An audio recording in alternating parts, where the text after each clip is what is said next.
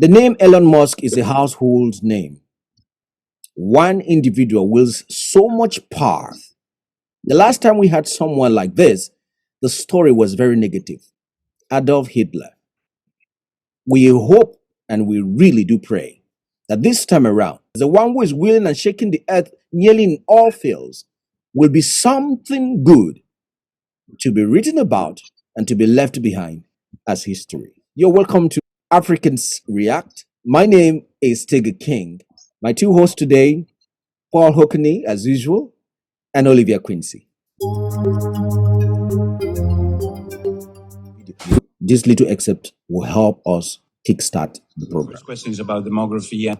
I spoke with you in the past about that, and I think it's very important for you, and you pointed on that a lot of your discussion and your purpose. Is it? Yeah, I really want to emphasize that it's important to have children and to create the new generation. And as simple as it sounds, if people do not have children, there is no new generation. So I'm very much in favor of humanity expanding and creating a bright and exciting future for the world. But fundamental to the furtherance of human civilization is having humans. As simple and basic as that sounds. And every year I look at the birth rates and I'm like, it's a bit depressing because birth rates seem to decline every year. And I think that perhaps my biggest advice to leaders, to government leaders, and to the people in general would be to make sure to have children to create the new generation. And I think any incentives that can be done to incent the new generation, to make it easier for women to have children and to support the children, I think would be very wise. This is so fundamental. And I really can't emphasize that enough. If you don't have a new generation, there is no new generation. Or with current birth rates, I think it may be the birth rate is maybe half of the replacement rate. And what that means is in 3 generations, the population will be roughly 1/10 of its current size. In 3 generations, maybe 4 generations, the population will be 1/10 of its current size. So I always want to emphasize this point because it is so basic and fundamental that if there's not at least a birth rate which is keeping population constant, then a people will disappear. All right, so let's talk based on these lines. The population of Italy should be about 60 something million. Obviously, almost the amount of the GDP of the whole of Africa. I mean, they have 59 million people with a GDP of $2.1 trillion. This is exactly the population of Italy. They have 59 million people. Why do you think Elon Musk is worried about that? That their population is very slim. So do I start or Olivia will start? No, you can take it. When you take global statistics, there is a constant decline. There's a constant decrease in child-giving rates, child birth rates. Nearly everywhere, even in Africa. Yes. Everywhere in Africa. So when you look at Ghana, although we have a significantly good population on the paper, it doesn't mean that the population will remain constant or it will grow. In fact, it is declining. We are reducing. Because when you take the statistics, in 2020, there was a 1.28% decline, 1.28% decrease in birth rates in women giving birth in Ghana. So what that translated to figures would be, and out of 1,000 people, out of 1,000 Ghanaians, only 28.8% gave birth or were able to give birth in 2020, which was a decline, 1.28% decrease from 2019. Okay, moving forward to 2021, there was yet another decrease. And this time the decrease was 1.3%, not 1.28%. You know, in 2020 it was 1.28%. Now in 2021 there was 1.3% decrease. decline in child giving birth rate. What this meant was that out of 1,000 people, only 28.4 gave birth or were capable of giving birth. So you don't even know if those that were given birth to have even survived till now as we speak. Yep. Okay, we move to 2022. There was yet another decline. So from 2020, there's a decrease. 2021, another decrease. 2022, the decrease was 1.3%. So what it meant was that out of 1,000 people in Ghana, 28.07. So just 28 people gave birth out of 1,000 people in Ghana in 2022. Now 2023, the child birth rates has declined to 1.33 this year in Ghana. What this means is that out of 1,000 people, only 27 people gave birth. The year has almost ended. So when you look at it in that way, when you traject it into the future sense, you know that we are heading towards danger.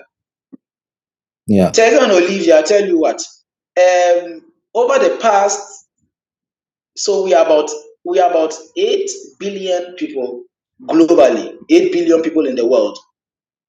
You know, it took us 12 solid years to migrate, to move that population from 7 billion to 8 billion. For us to gain 9 billion population, it will take 15 years. So you see how the rate is. So we took 12 years for us to have 1 billion as a population added to us. It will now take 15 years to add another 1 billion. The next time around, it is going to take 22 years to add another billion. Okay, but with this, is this trajectory of a decline a good thing or a bad thing? Considering that even the resources of the earth and many other things are not really shaped in a way that such a trajectory will not create a doomsday scenario. Because imagine the resources are not there, but we are increasing the population. What's resources are in abundance, Beggar. Resources are in abundance. Land is in abundance. We can look. So for instance, if you fly an aircraft, and so let's start with the land, the abundance of land. Initially, years back, that was always the worry. And so you could see that China used to enter into agreements with African countries that are African descent to sign agreements. And some of the T's and C's that were included in these agreements were that, and after 50 years, China and those countries could have access to bring their citizens to undertake economical activities. That was because at then they were thinking that we would run out of maybe space. Okay, and you see, by then China was also heavily populated, and they even had a childbirth policy, one child per family, until it was increased to 3. Now China is also facing depopulation, population decline, and they are now even beginning to see that those,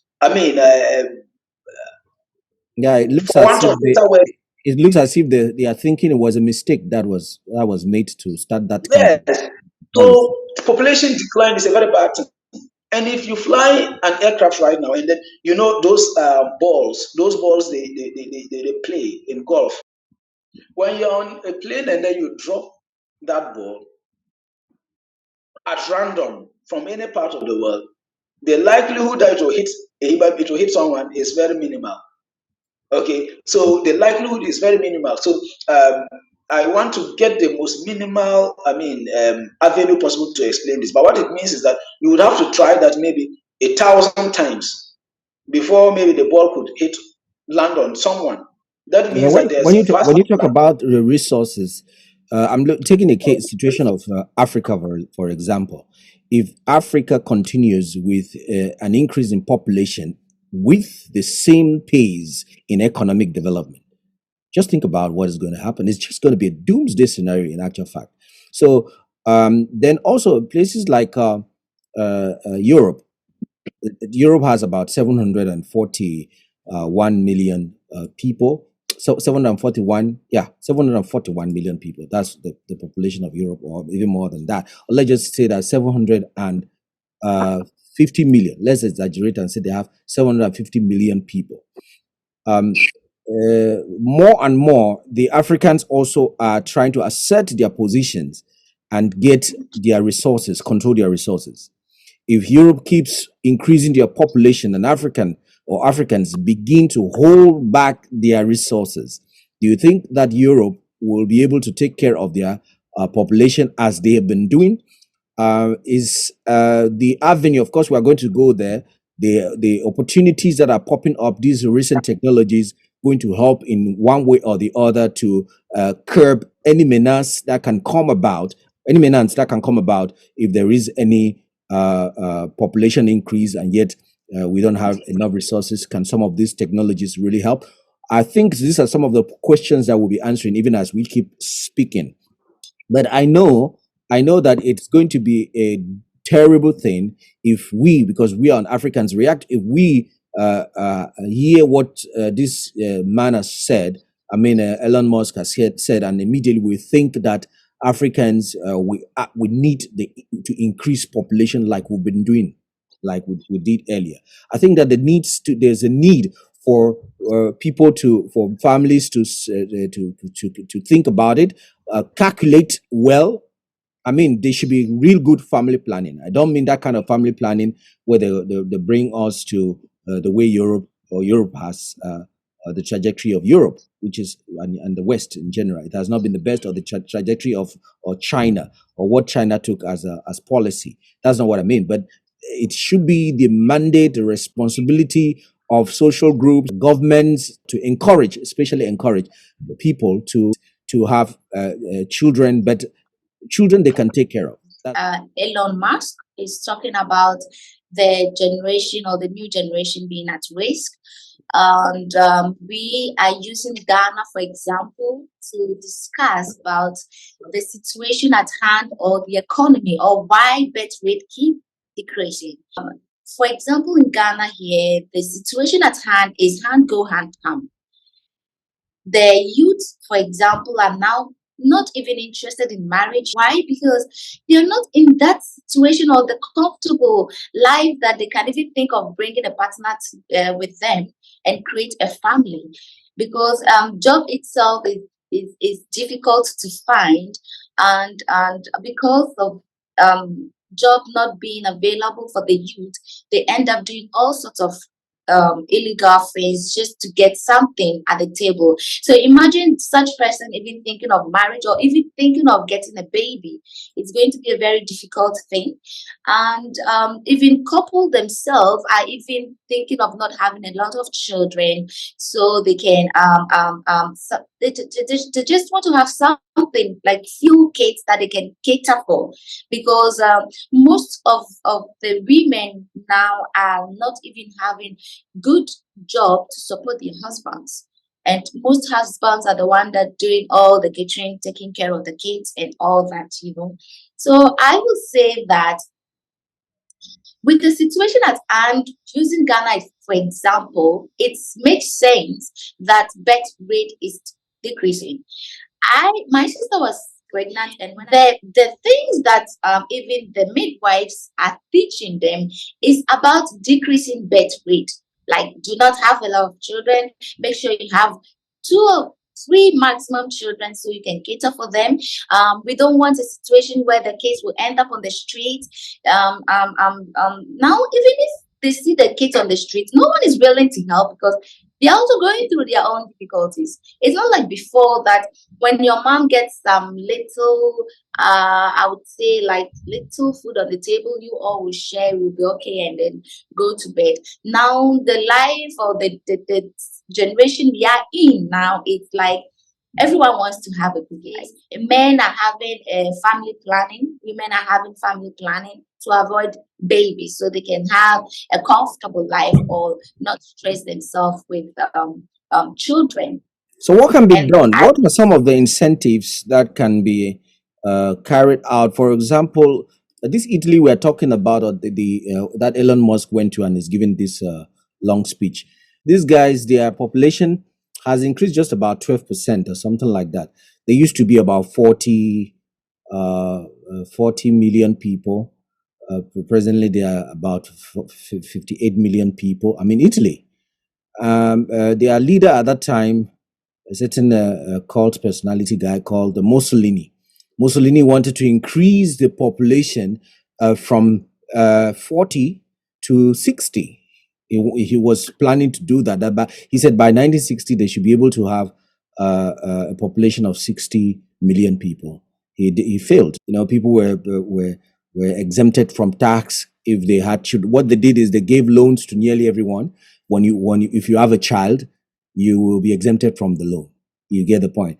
And then they also were, because he was a dictator, they went to extremes. I'm sure some of those extremes, like removing some women from their job sites, you know, and things like that, leaving only widows, especially widows of war, and some of those things weren't very socially comfortable for people, and these surely made people very upset about it, and looked at only the aspect of the fact that the guy was a dictator. And you see, when Elon Musk finished with this his discussion, you had a lot of people bashed him left and right because of what he said. I'm sure he just reminded people of Mussolini.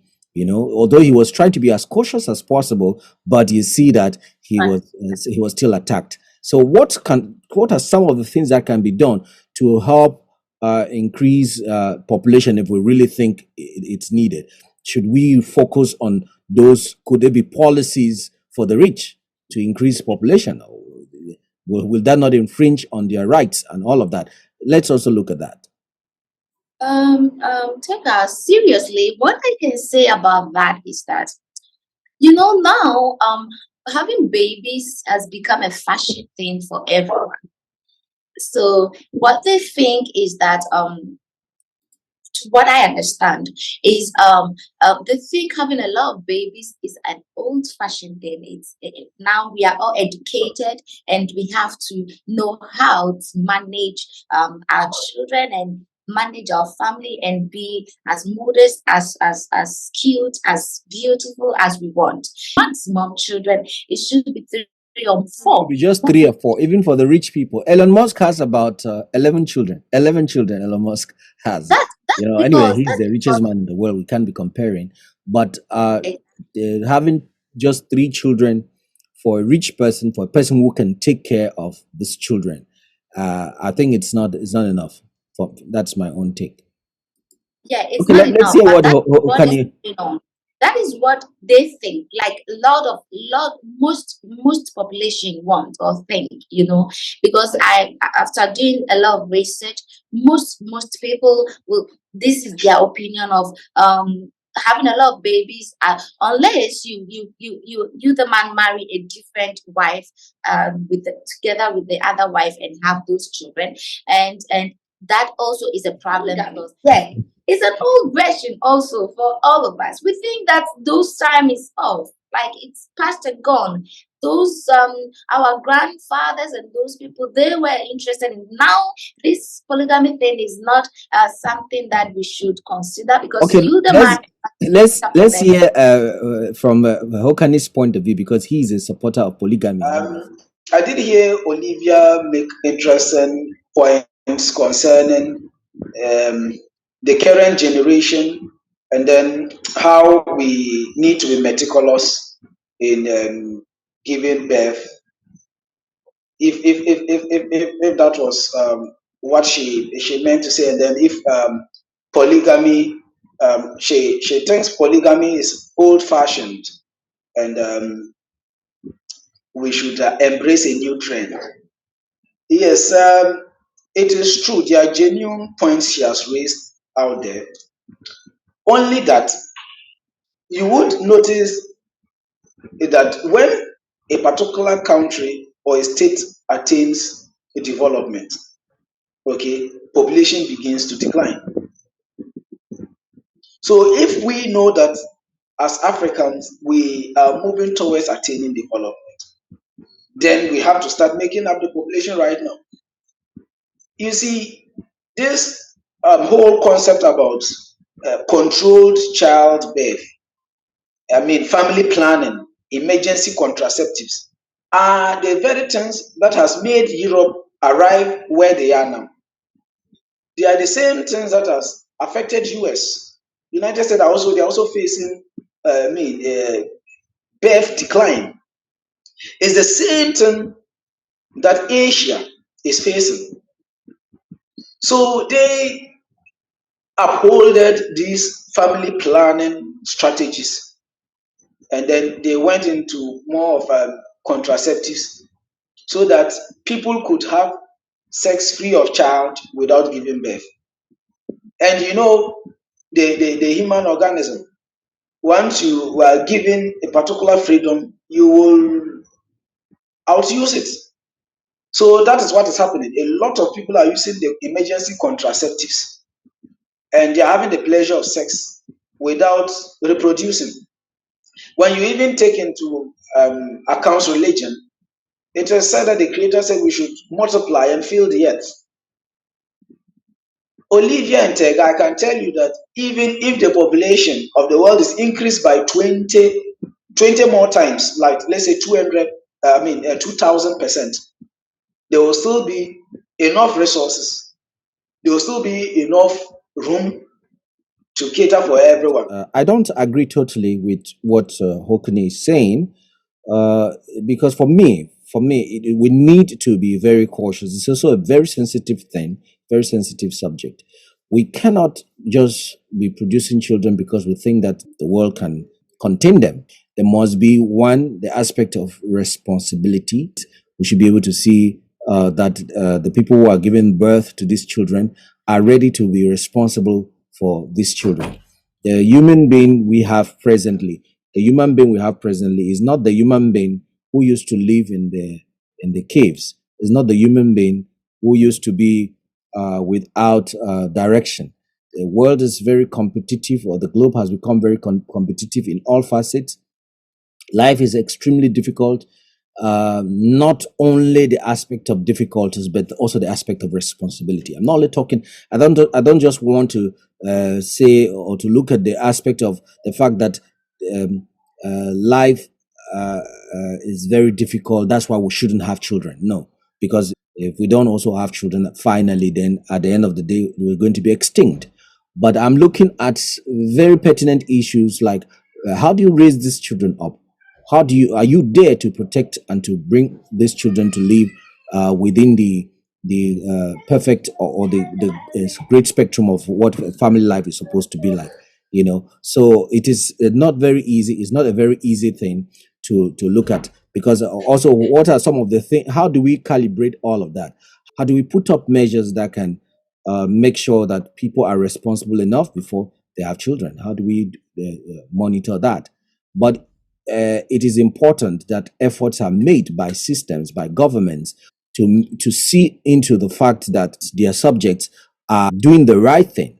They are advised, at least given the right advice on how to have children and move on with their families, not to think that they can have just as many children as they can without having the means to take care of those children, because they become a burden to other people. Look at the children we have on the streets. Sometimes when you see those children on the street, you're devastated. I mean, you're devastated because you can do nothing about it. You see the problem? Yeah, you feel bad because you can really not change the situation. But Exactly. very little, or some efforts could have been done at the level of governance to make sure that we curb such a a situation. And these are some of the children, because last time the program we had was that the human being is above all a spirit, and the spirit, they are nourished and become rounded human beings based on the love they receive from childhood right up to the level that they become grandparents. This is the perfect spirit that can love and embrace the world, and also be able to have settlement in your spirit, where you say when you're dying and you are going to a better place because you fulfill your purpose of existence. That's passing through the filial piety heart, moving towards the conjugal heart. Moving towards the siblings love, entering into the conjugal heart, having children and becoming a parental heart, moving up to a grandparental heart, living in a way that you have like 3 generations in one family, enjoying and giving your best, just like you were also given the love that you were also given, establishing this kind of ideal, which is difficult. I admit that is difficult, but establishing these kinds of ideal, and that if that is our goal, if that is what we are targeting, then it becomes a kind of thing that everyone is heading towards. But if it is that we can just have children as we like without any principles, actually there is no real freedom out of principles. The freedom has about 3 characteristics. The first is principles. That's number 1. Number 2 is responsibility. We must be able to be responsible of the children we say we want to have. If you cannot have, you cannot be responsible of the children you are planning to have. It's better you curb number so that the responsibility is not too much and you become really responsible in front of the world. So those are some of the things that make a human being called civilized. So when we're talking about civilization, a new civilization, it should be a civilization that comes with new values. Definitely. So if before we've been having children the way we've been having them anyhow, because we just want to populate the atmosphere and we just want to continue the next generation, or we'll talk about traditions, passing down traditions. 1 child can pass down traditions. 2 children can pass down traditions. But if we have just anyhow, we'll just deliver them anyhow without thinking of these 3 precepts of freedom, which is principle, which is responsibility, and which is also good result, because it is not enough having children. Are you working so that these children become good children? You can only see that your freedom has bore fruits if you leave behind goodness. If you leave behind evil, children will become a menace to the society. You have not lived a free life. You have not lived a free life, and you have not made others to be free as well. So that's how I look at it. It's very good to have children, no matter what the narrative in Europe is going to look like. It is important to have children. Africans should not follow that kind of trajectory, European trajectory or Asiatic trajectory. But at the same time, Africans must be able to mold their own story when it comes to population growth, when it comes to all the aspects, economic aspects, socioeconomic or sociocultural aspects, political dynamics. Africa must look at our own story. We must look at our story. We must learn from errors made in the east, in the west, north, or south, and begin to formulate something that is more productive, more interesting, and more importantly, more civilized.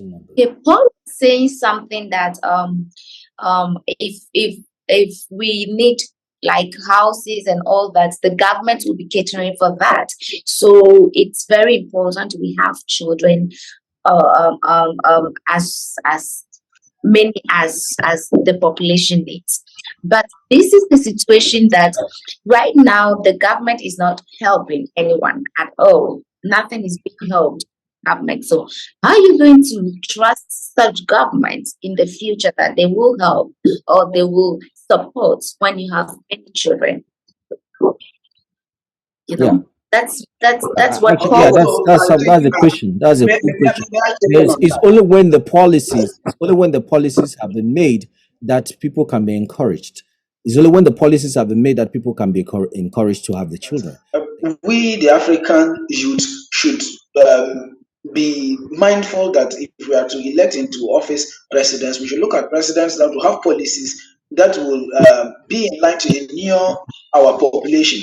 Mind you, Olivia and Tega, that one of the main requirements for you to even become a country is a defined population.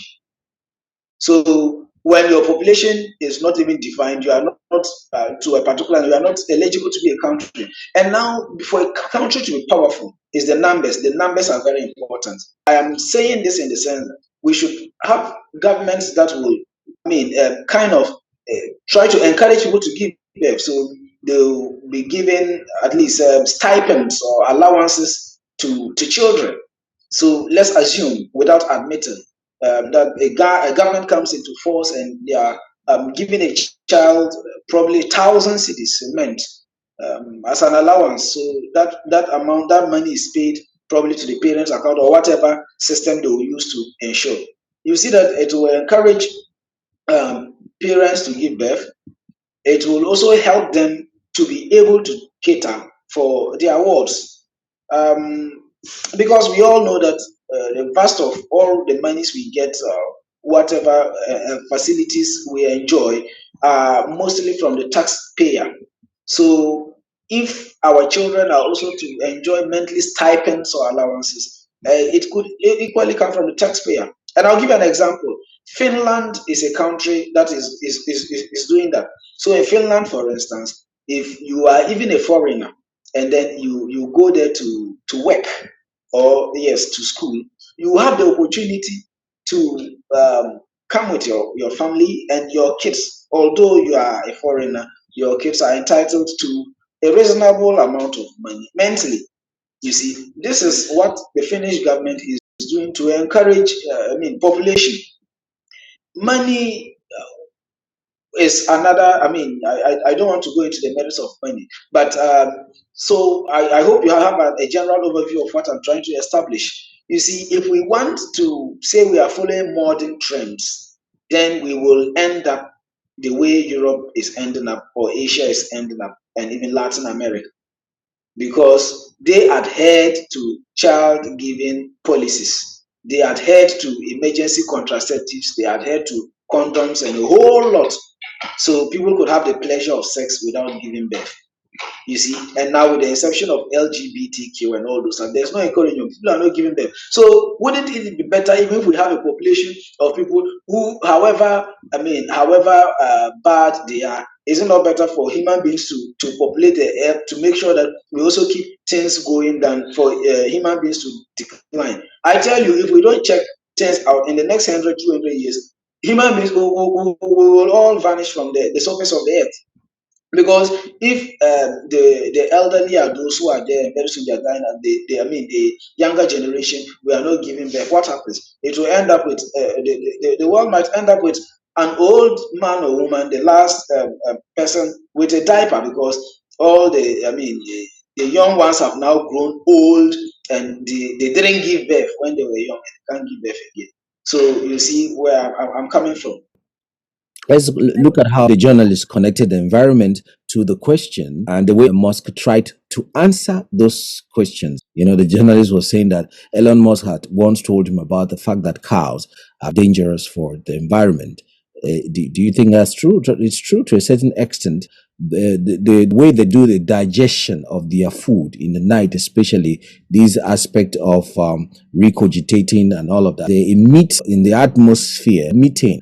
And there are other ways that methane goes into the atmosphere. For example, the way paddy rice is being produced.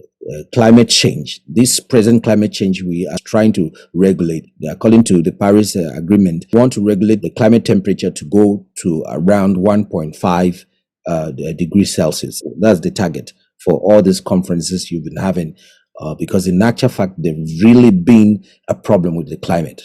There's a serious problem. You can feel it. You can feel it.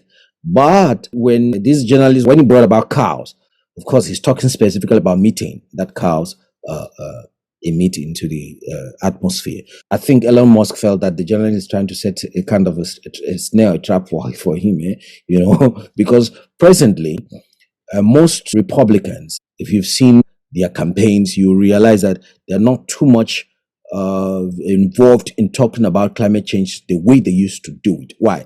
They came to a certain conclusion, which is very, very logical, that nations like China are behind the climate agenda.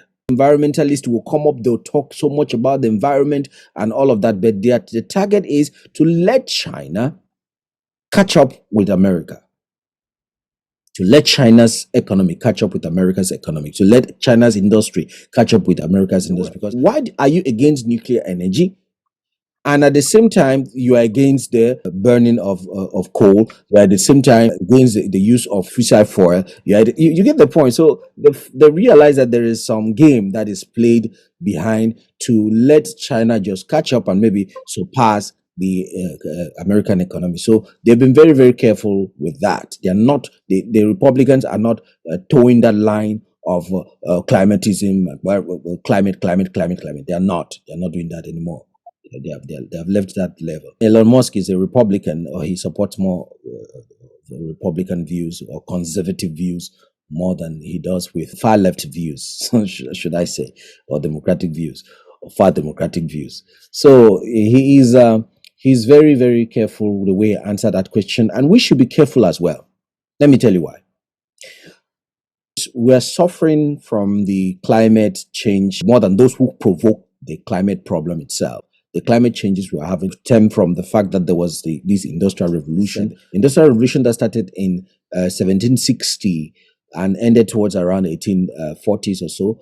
These industrial revolutions laid a platform for other revolutions, laid a platform for the development that Europe and America have had today, and even Africa somehow. But the problem is it came with a cost. And the cost was what? Serious climate change.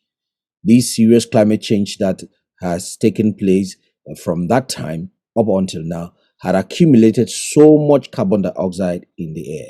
And you know, carbon dioxide is very difficult to be tamed when it goes in the air. Very, very difficult. But things like methane can be tamed in, say, 1 decade. It's possible to harness or reduce methane in just 10 years. But carbon dioxide can take 100 years or so to really put things in order. So with the problems that we are having now, the global warming, the disasters and all of that, some scientists also thought that it's important we have to change our format of using energy. We must go to electric cars. We must look for better options, especially green energy, you know.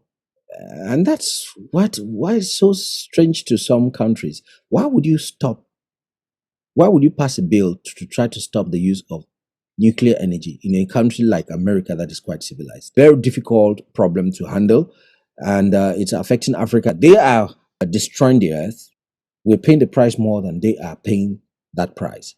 So everything they do over there, in a way, it affects African countries, not only because economically or modern wise or modern way of life, the infrastructures and other things. There are also certain climatic and geographic dynamics.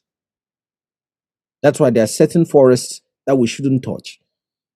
There are certain like Congo basins and the Pantana Bay in Latin South America, around Brazil, Paraguay, and Uruguay. There are certain places that we need to maintain constantly without really exploiting them too much. I mean, for the forest, because carbon dioxide, when it goes up, it's only the forest, the trees that are supposed to absorb that carbon dioxide. So there's no real other way that we can pick a carbon dioxide that's already in the air. It's trees. That's why planting trees should be something that we teach in schools. But this is a big problem for us. Why? Our resources. This is the moment we are thinking we should harness our own resources, our own natural resources. Take for example, Nigeria just finished their oil refinery just recently. So which means that it's only now Nigeria can really start growing economically. Because if you look at statistics of what they used to make or what they used to sell out as fuel, they give it out, is refined, and is brought back into the country. The price is extremely high. It's about 3 or 4 times. Presently, they have built one of the biggest oil refineries in the world. You wouldn't believe this. It's a come and see. With this, they're supposed now to exploit their natural resources well. But here is a moment when the world is entering a different phase of energy, they are trying to phase out this particular energy, that we may not be able to use judiciously the resources that we've got. They are already putting some kinds of diplomacy, some kinds of policies, some kind of strategies to make sure that we reduce as much as possible the use of our fossil fuel or other aspects that may provoke climate hazards on the continent and definitely affecting the whole world. The species of certain trees in certain places become threatened. The whole earth, in a way, is going to pay the price. Is that Elon Musk was trying to tell these journalists that they shouldn't worry about cows. He used to be a very practical person to talk about climate change, and he used to, push this aspect of cars. It's electric cars that he's selling. But this time around, he's saying that no, he's seeing that there is an exaggeration that is being done. This exaggeration will not help humanity. It's just becoming woke in a way. The woke movement they've taken this narrative of climate change and they want to use it for their own agenda. And that's why you see he's being very careful. Yes. Yes. So in the next 26 years, we will be having a population of 2.5 billion people on the planet. We are going to be the only ones who have that kind of population. We will surpass the population of Europe like about 2 or 3 times. We will surpass the population of America almost the same 2 or 3 times or more, even more. We will surpass population of many parts of the world. So we have to be preparing for that. And that's why I keep talking about a doomsday scenario. If we don't really, really prepare well, it's not going to be a good thing for us. Take it away. What I think, if this is what you're saying is really true, and with the situation of the environment of this economy, how it is going. In fact, for now, the population we have is having a lot of difficulties compared to previous population, because the economy keeps being difficult as we keep growing in numbers. So if you're going to be much more, as you're saying, 2 point something billion in 2050 or 50.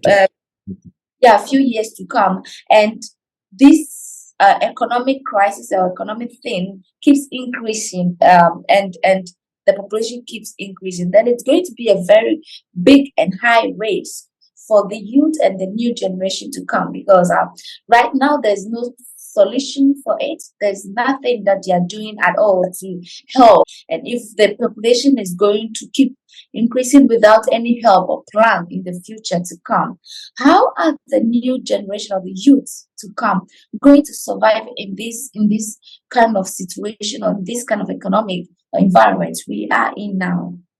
So growing the population is a kind of a good thing at some point, but it's also a very risk thing at a different point, because if the government or if the leaders are not helping at all for African, for instance, for the Africans, because Africans we give birth a lot, even at younger age we're giving birth and all that. So if these governments or these leaders are not going to do anything to help the economy, or to do something to change this economy a little bit, and this growth keep going on, how are we going to survive? Because right now, I think one of So, Olivia, I tell you how we can survive this. take it away, Paul. So, very good. What we can do, as I said earlier, is that we as the youth and then the incoming generation, try to look out for those leaders who would preach that message of wanting to help the individual, the family units.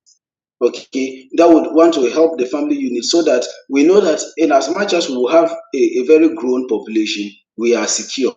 As someone who is very emotional about the future, I mean, Elon, you would notice that himself and others as well who belong to that, that share the same philosophy, would always want to do anything to sustain him.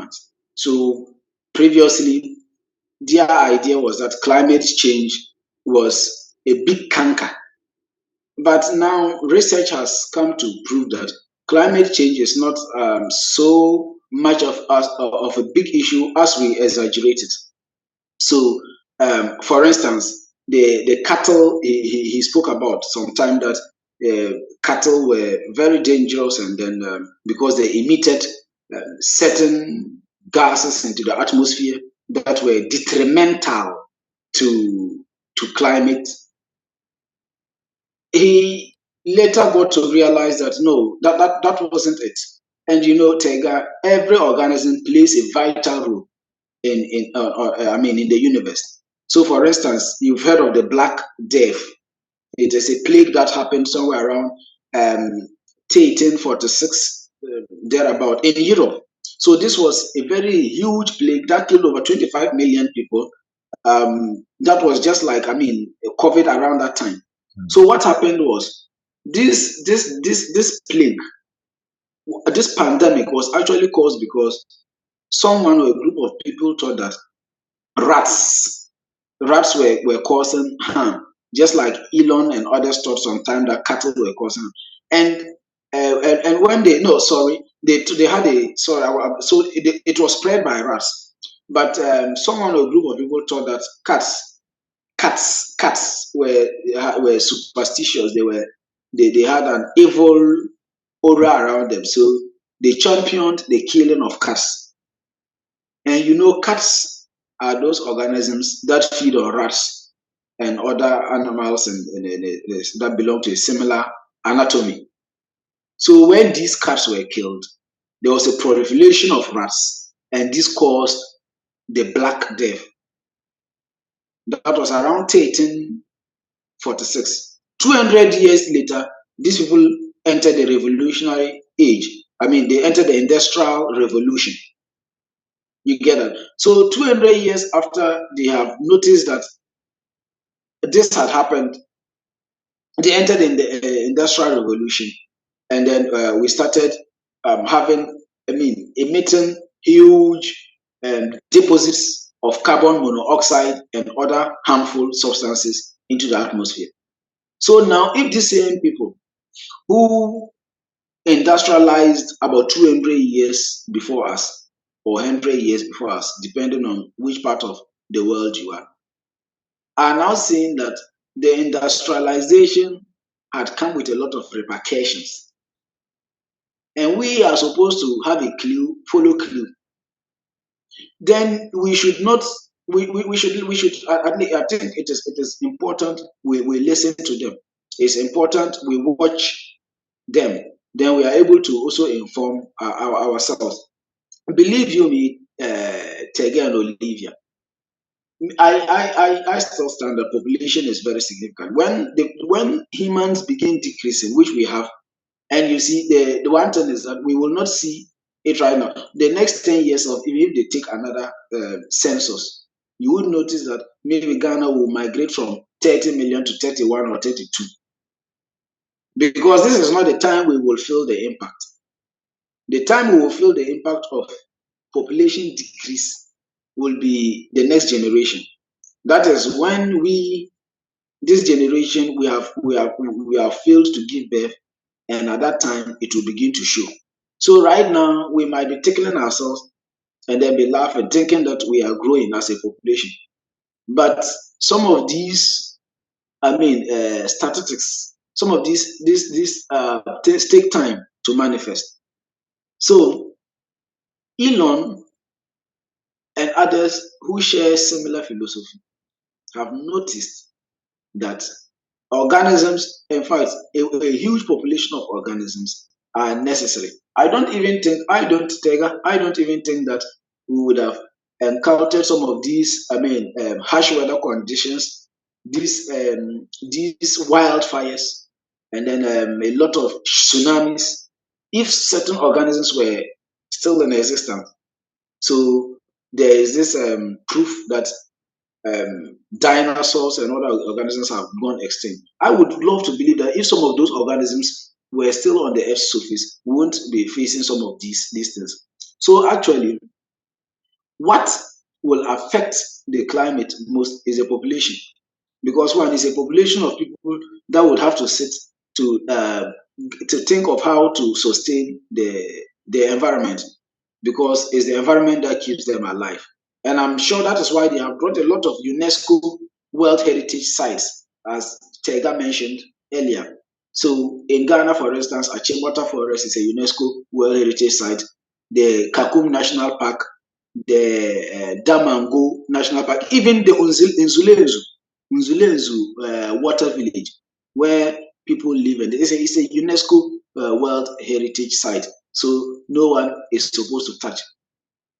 Olivia and Tega, I tell you what, I even believe that on Earth we are also a heritage site that we have been asked that they are not supposed to touch us, because if you see us as human beings, there's a beginning. There's something that brought us into existence. Okay, it's just that our senses are not mature enough to apprehend and understand. Just like you have a baby, the child, maybe a 4-month-old baby. The child is in existence, but the child doesn't even understand. The child doesn't even understand how you're able to bring food on the table. So it's possible that even this oxygen we are breathing and all those stuff, the creators are paying dearly for it for us because of overwhelming love. You get that? So it is also our responsibility to populate and take care of it. So yes, I believe we are also a heritage site that we are being protected. No one is supposed to come and then attack us as a people.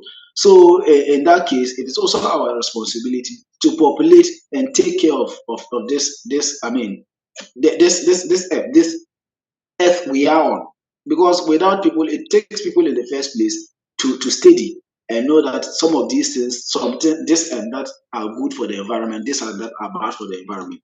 So if there's no human to do that study in the first place, how do you know what is good and what is bad? Now it takes humans to also find out solutions to know that if we have done this and that had deteriorated the environment, what are the possible solutions?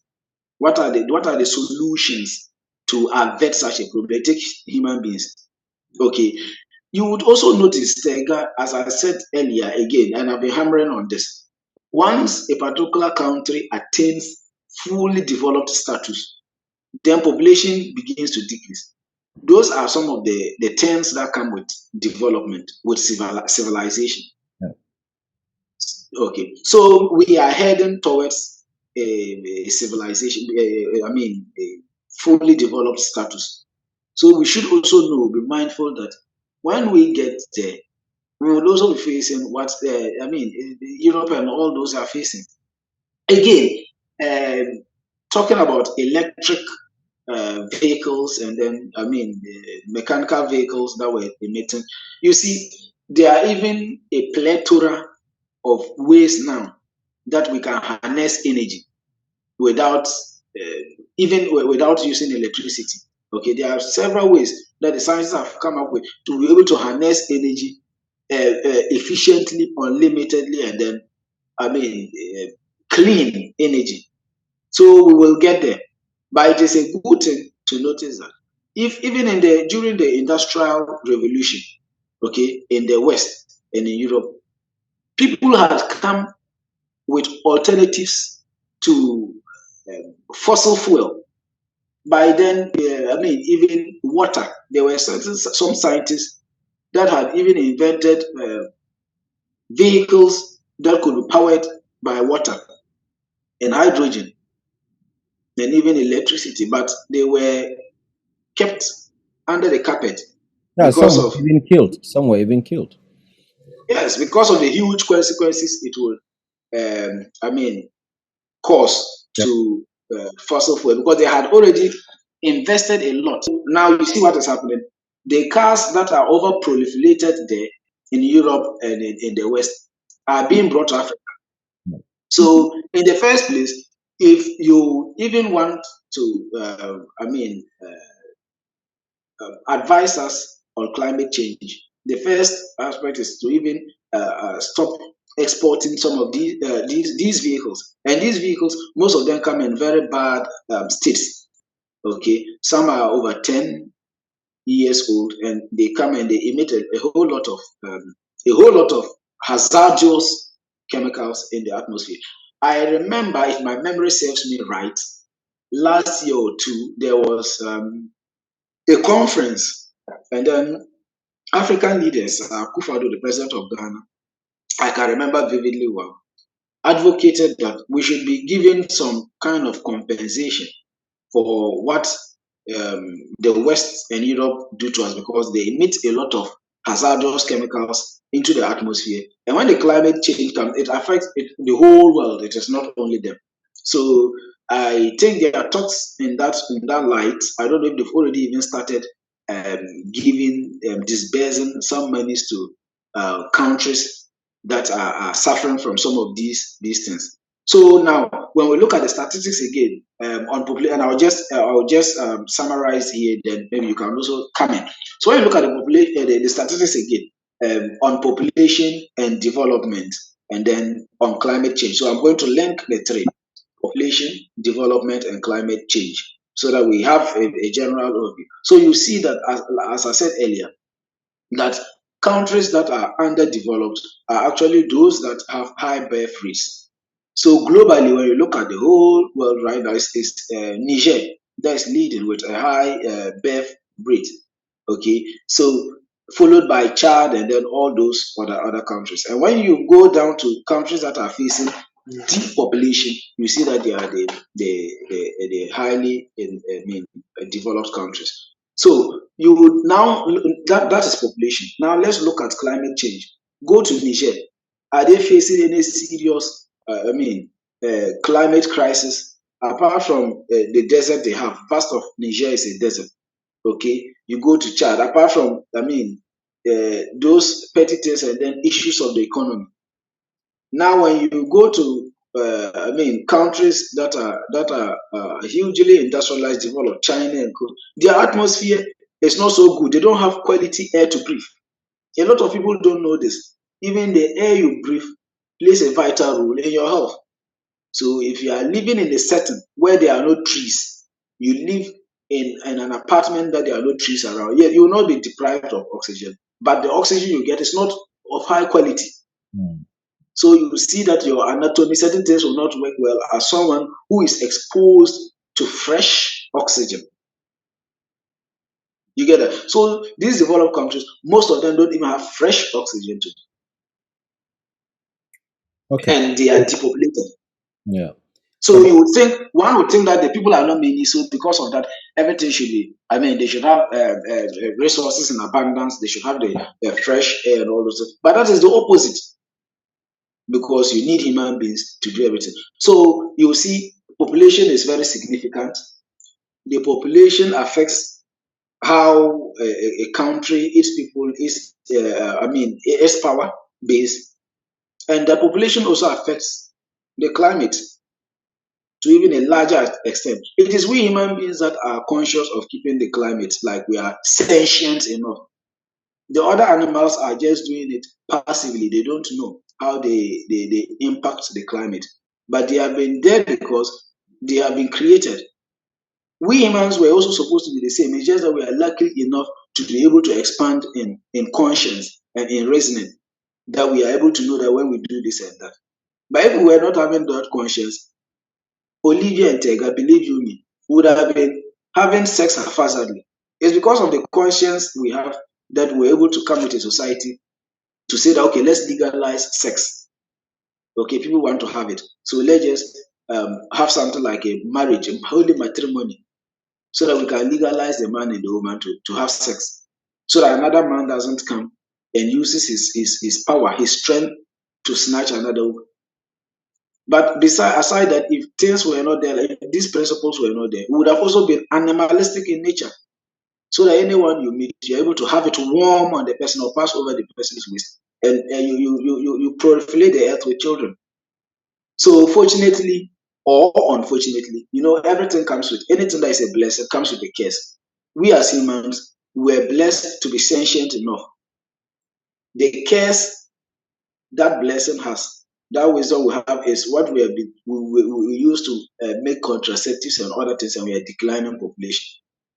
So Tegami, as I said, I would even want to champion a coalition against birth contraceptives, against, those pills, the Lydia pills, the Postino 2s, and even condoms in general, so that if you are willing to have it warm, you should be also willing to at least accommodate the repercussions thereafter.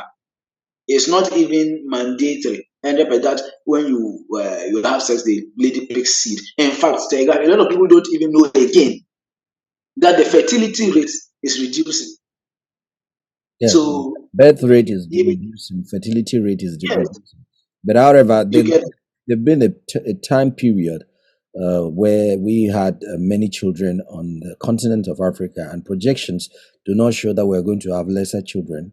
It still shows that we're going to have more children, or that the population is still going to be higher, and worse still, is going to be increased disproportionately with the resources, the current resources that are there. I'm not talking about natural resources. I mean the resources that have been already that are already capital, that can be used as capital practically. So there's another point that Elon tried to touch. How is that relevant to Africa? Let's look at that. He talked about we being interstellar species or human beings, for us to exploit conscious. okay, extraterrestrial species. We could go into other parts of the universe. We could go into other parts Okay. of our Okay, but galaxy. before you conclude on that, I just want to chip in this so that I don't lose it. Yeah. So if with you just spoke about research indicating that the population will increase in Africa. Okay. Mhm. Yeah. So let's assume, without admitting, it happens that way. But what happens if all that population is exported to Europe, because they are facing it, and they started giving incentives to bring in people. Yeah, so when we give birth, and those few we have given birth, not when you even look at it, the growth rate is marginally low. But yes, fine, we get them and they are exported because they also need the people. Yeah. But we also want to seek greener pastures. Reality. Before you came, we talked about that somehow, because they are certainly going to have a next generation, but that next generation is not going to be Europeans. You have about 38 million Europeans who are coming from different parts of the world already in Europe. You can think about that. Who are Europeans It now? is even projected that in the next 50 years, we will not have an indigenous European in Europe.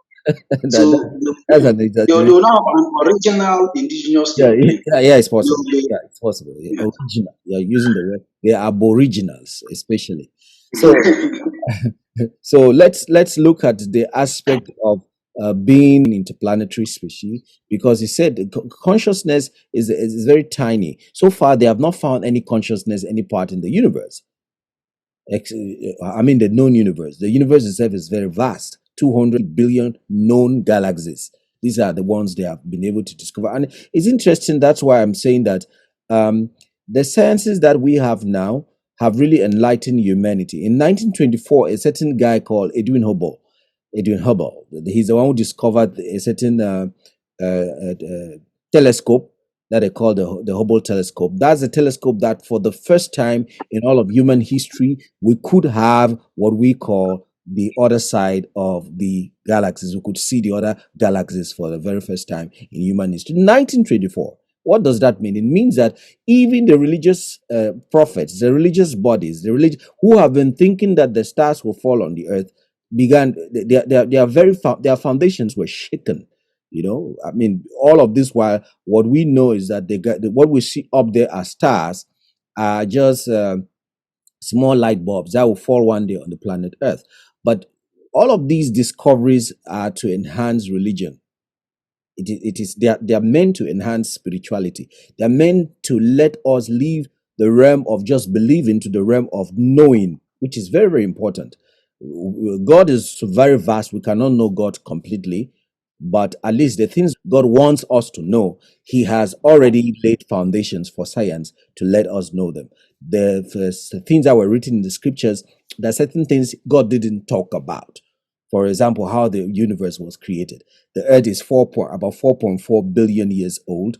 The Sun is about 4.5 billion years old. The Moon and the Earth are almost of the same age, because they were created based on the collision of a certain planet called Theia and Earth for us to have the moon. And these sciences are opening up, letting us to know more about the universe, even in details. But you see, we're tied, we who are in this spiritual sector, we're tied into our understanding of what scripture is, because we feel if we shake a little bit what we know, it's going to affect faith. You get the point, which is very, very wrong, because faith should bring us to what we call conviction. When we know, we know. If we know that this is exactly what God wants of us, then we're going to do the right thing. We won't just be arguing or doubting. Some days we believe it, another day we don't believe it. We know that this is exactly what God wants of us. We cannot even serve God well if we don't know what He wants.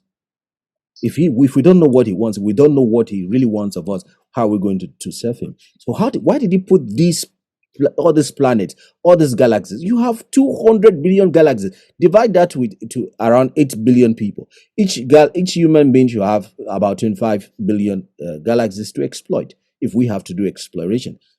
think about that. If we have to go and exploit, I mean, each human being should have about 25 billion galaxies to exploit. These are resources out there. And that's why Hokane is talking about we should not reduce the population, because all of these resources are meant for us. We, all along, we've known only one galaxy, and that galaxy is called Milky Way, the Milky Way galaxy. This is the galaxy we have. This is our galaxy. This is the galaxy. And part of that galaxy, there's a space in that galaxy that we have. This is our sun. And it is that, this is our sun that has around it some of the planets that we have known all this while. That's all we know about Earth. And this guy is thinking that we are just stuck here. We're stuck down here. We need to be looking at possibilities of, if, for example, because the Earth, the lifespan of the sun we have only about 4.5 billion years again for the sun to be extinct. What happens when the sun goes to its extinction or becomes a carbon when it dies off? Because every of these stars, they will grow, finally they will die off. So what happens when the sun dies off? What is going to happen with the Earth? Are we still going to be living here during the period that it will be emitting so much of its energy? How is it going to be affecting the planet Earth and all of those things? He's thinking about those things. That's why some people say he's someone who came from the future. You get what I'm saying? He's just a genius. He's a smart guy. He's not somebody who came from. I don't believe things like that. People come from the future. And I don't know how Africans look at it. But, we don't have a culture in my place that says that people come from the future. Yeah, they used to say people come from the past because we talk about ancestors, but we don't know about those ones who come from the future. You wanted to say something, but I wanted to connect it in such a way that we look at how significant that is for Africans, that we are living in a planet Earth that has so many galaxies, so many planets, so many resources, and we're stuck in one little place. And someone is coming up and is telling us that we've got so much to exploit, and we are stuck. We just get stuck in our books now. Sometimes in our holy books, we don't want to think out of the box. We just want to be here with. In fact, we don't want anything. And not only that, I'm worried sometimes because not only do we have constraints, our own constraints that are educational constraints, the fact that intellectually we have not exploited our human resources, our human capital, our human resources to raise them to human capital, but we have a lot of limitations, cultural limitations, and all the like. We also have constraints coming from abroad, coming from out of the country, where we have superpowers and other powers trying to dictate on us, trying to hold us down, like the French former French colonies, for example. These are countries that are practically not free. They are being ruled by France up until now. It is only now they are trying to be free. There is a way that the international community, or say let's say the former colonial masters, because the international community has been dominated so far by the West, and in the West you have nations like France and Britain and other nations that have been really trying to dominate and control Africa in a way, especially France, Britain, and America. Because what has happened is that America joined this bandwagon of rogues who are exploiting the resources of Africa with impunity. America championed the moral cause for the liberation of the colonies at the United Nations. But at the end of the day, they came back again and became some kind of hidden colonial masters in a way, because although it was not written that they were colonial masters, they were controlling puppet leaders, leaders that they put there as puppets, and they control them. They dominate them in one way or the other, and by so doing, they were extracting our resources in a very cheap way. And we cannot tell what has taken place in DRC Congo since in 1960. You know, we've had all sorts of terrible things that have taken place in that country. America could bring a stop to that instantly, but they didn't do so. They let the problem to persist. The problem have become so complicated. Resolving those problems now are very, very difficult. From the time Lumumba died, right up to now, what we've had as murder, as killing in that nation, I mean, what we've had as massacre, genocide in that nation, if you want to calculate the number of people who have died, it's going to millions. Millions. I mean, it's like something like 20 million people have died, you know, since 1960. Can you believe that? We're not counting the 20 million people that Leopold killed during the colonial era. I mean, the King Leopold II killed during the colonial era. We're not even talking about that. We're talking about just from 1960 right up till now. If you calculate, you know, the people who have died in DRC Congo because America and the West and all that places. I was reading I was reading an article in which I found that you in those days, and even maybe up till now, you had about 1,000 Japanese who lived in DRC Congo, and having some of them had many children around in places where they were, especially in Katanga, where you had the mining area, where you had a lot of resources. So these are the things, and which means what? Let me tell you what they used to do. Let me digress a little bit and tell you what they used to do all over Africa with the children they deliver. Those guys, they will come, they establish themselves in places, they are taking resources very cheap, you know, very, very cheap. If you cannot harness or upgrade your add value to your own resources, you can't sell them any good amount of money. You can't sell them any good amount. You can't really sell them in the market any good amount of money. So they know this. So what do? They come around, they establish their factories around, they bring their workers from abroad, their employees from abroad. They do all the work. They take all the resources back to their country, and then they refine them and they parcel them, add value on them, and then the price increase to about 1,000%, and they bring it back for us to buy. This is exactly what they've done with cocoa. This is what they've done with coffee, and that's why we remain poor continuously. You know, how will they take? Look at what this president of Uganda was saying, Museveni. Museveni says you take a coffee for 1 kilo of coffee that you buy as raw coffee here in Africa, $2.5. $2.5. Then you take that coffee at the end of the day, when it's given value, you sell it for $40. Just look at the vast difference. Exactly what they've done with the Cote d'Ivoire as well. When I talk about Cote d'Ivoire, you know what I'm talking about? Cocoa. Even in Ghana here, it's the same thing. Ghana is even trying to make the cocoa and sell to create some market. I don't know whether Cote d'Ivoire has also decided to do that, but at least in Ghana, I know that we supply cocoa to Japan, especially. I mean, added value to Japan, and they like the chocolate that we make a lot, and many other countries. But what I was talking about, the children, the aspect of these guys who come from abroad, they stay in those mined areas, the minded, they have our girls, then they deliver children with those girls. In the article I was reading, they said then when the woman wants to deliver, there were hospitals they used to take them. Then they'll kill the children. In other words, they will make sure that the midwife kills the child This were exactly what the Japanese were doing. So the children were not, you didn't have a lot of, but you still had some who were being born, some women not accepting to go and deliver because they knew if you take you go and deliver your child, the child will not come back alive. They'll say, oh, something happened and then the child died. They'll always create a story to show that the child had died. But in places like Cote d'Ivoire, what they did is they delivered those children and created a different atmosphere for them, a different compound for them, a different world for them. They could stop them in one place. So you are growing in a world, you don't have your mother, you don't have your father in that world, and then they have provided people. So you are like orphans. This is how they raise the mulattoes all around the continent of Africa.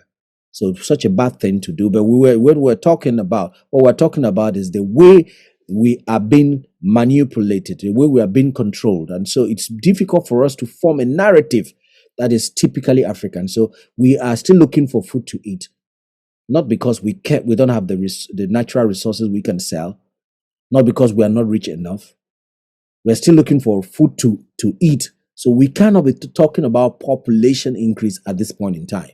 Rather, if there's anything we can do, is mostly to see what we can regulate, how we can regulate that population to feed what we've got, and reinvigorate Africa.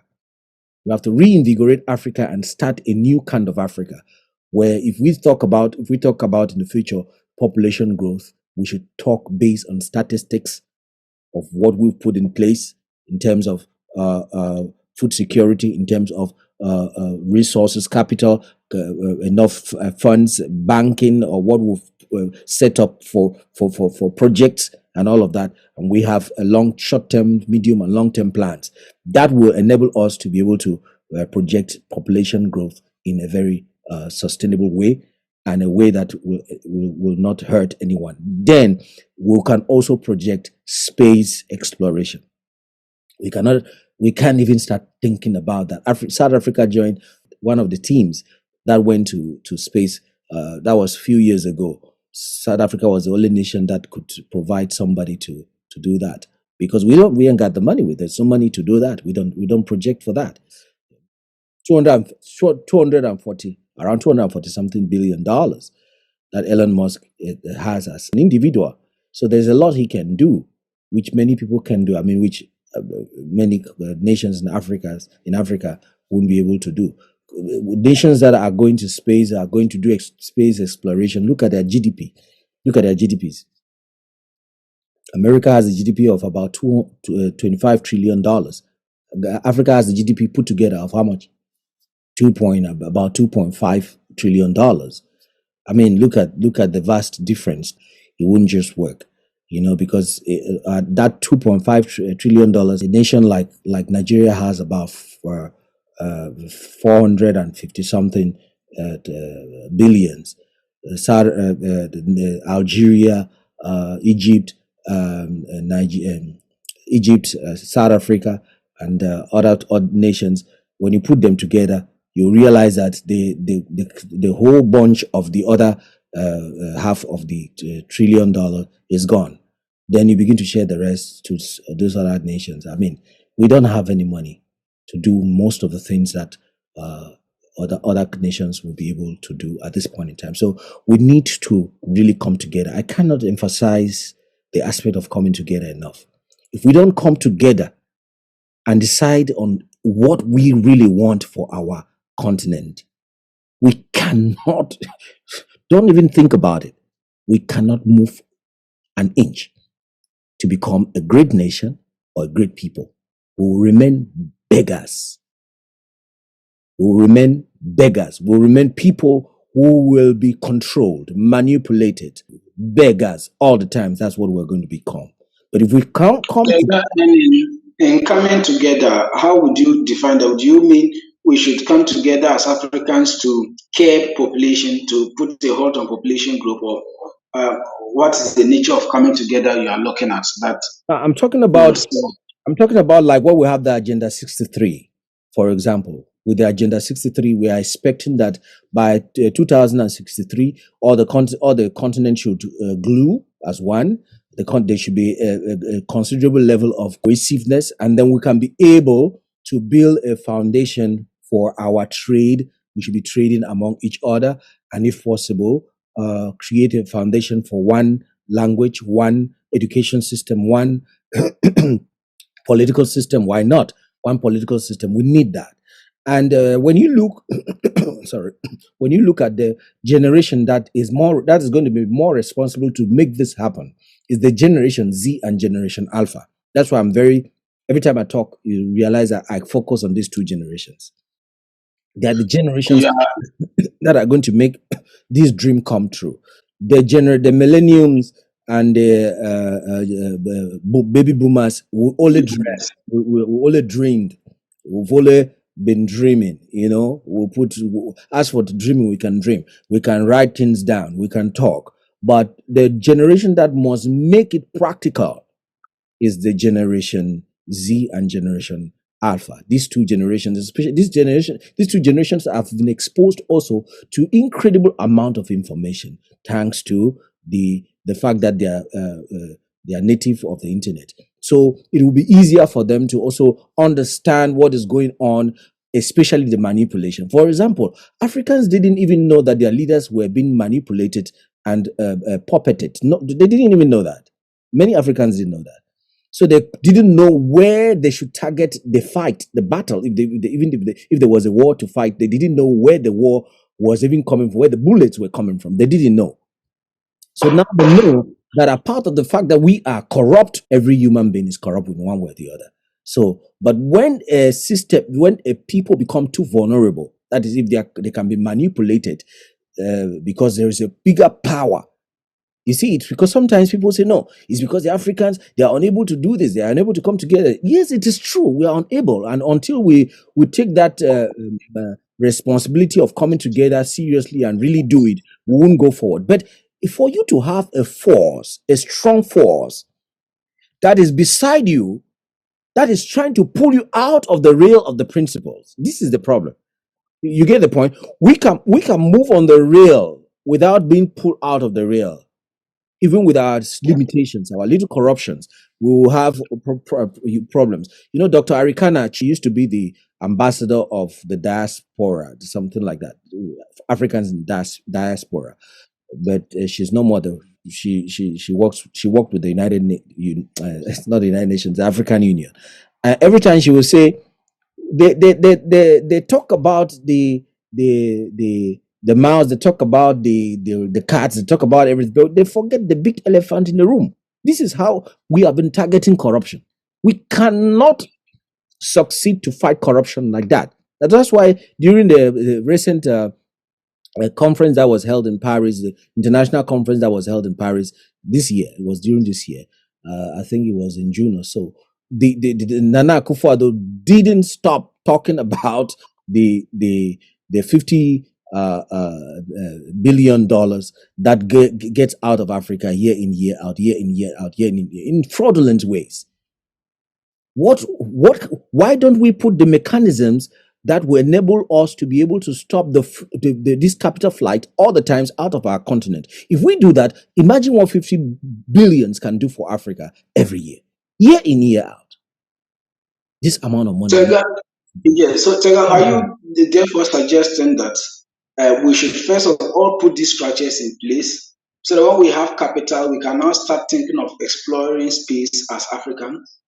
No, what I mean is that we shouldn't go forth trying to encourage the aspect of the fact that we can allocate a budget for birth increase or any of those kinds of things.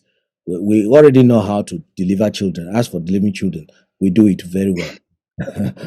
We are experts on that. So we shouldn't go forward trying to take, because you see, Elon Musk has become a kind of a person. Once he speaks, he becomes like a global. His words transcend time and space. Somehow, he becomes. Tega, honestly, I side with him. I see clear, wisdom in what he does. And you made a point concerning monies and then how much worth Elon was.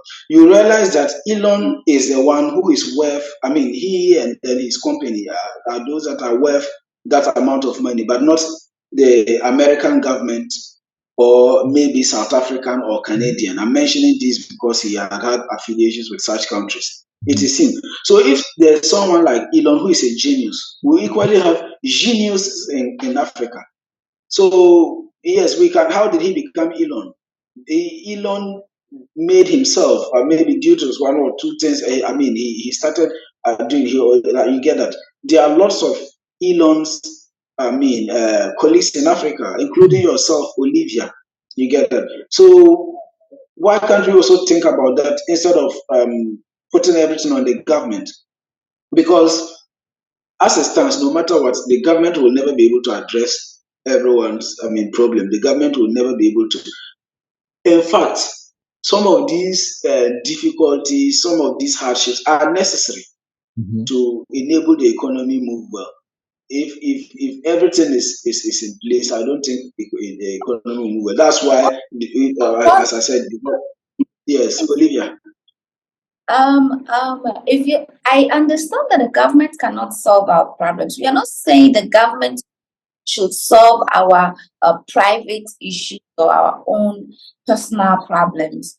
There are a lot of things that needs to be addressed in this country itself. For example, in Ghana, that is not a personal thing that a individual has to take care of it. And those things are there, and these leaders are ignoring it as if they don't see it.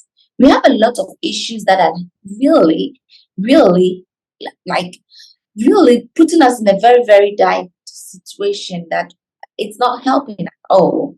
For example, if we have a good road support, I mean, if we have a good road support, like our roads are being, constructed good and all that, it will make this entrepreneurship or this our market women going to buy things and all that be easier and a little bit cheaper for that, and that will also help the individuals or even the market pricing to also help us because of these things that are going on, even the road thing, for example. Because of that, always you go to the market and things are being increased. And do you think that is something that individual has to take care of it? We've been saying that a lot, a lot, a lot. Everyone keeps complaining about it. We're not complaining that please, the or government come and put food on my table. No. But the little things that support the environment for things to move very easier for us is not being addressed. They are not taking care of, they are ignoring it.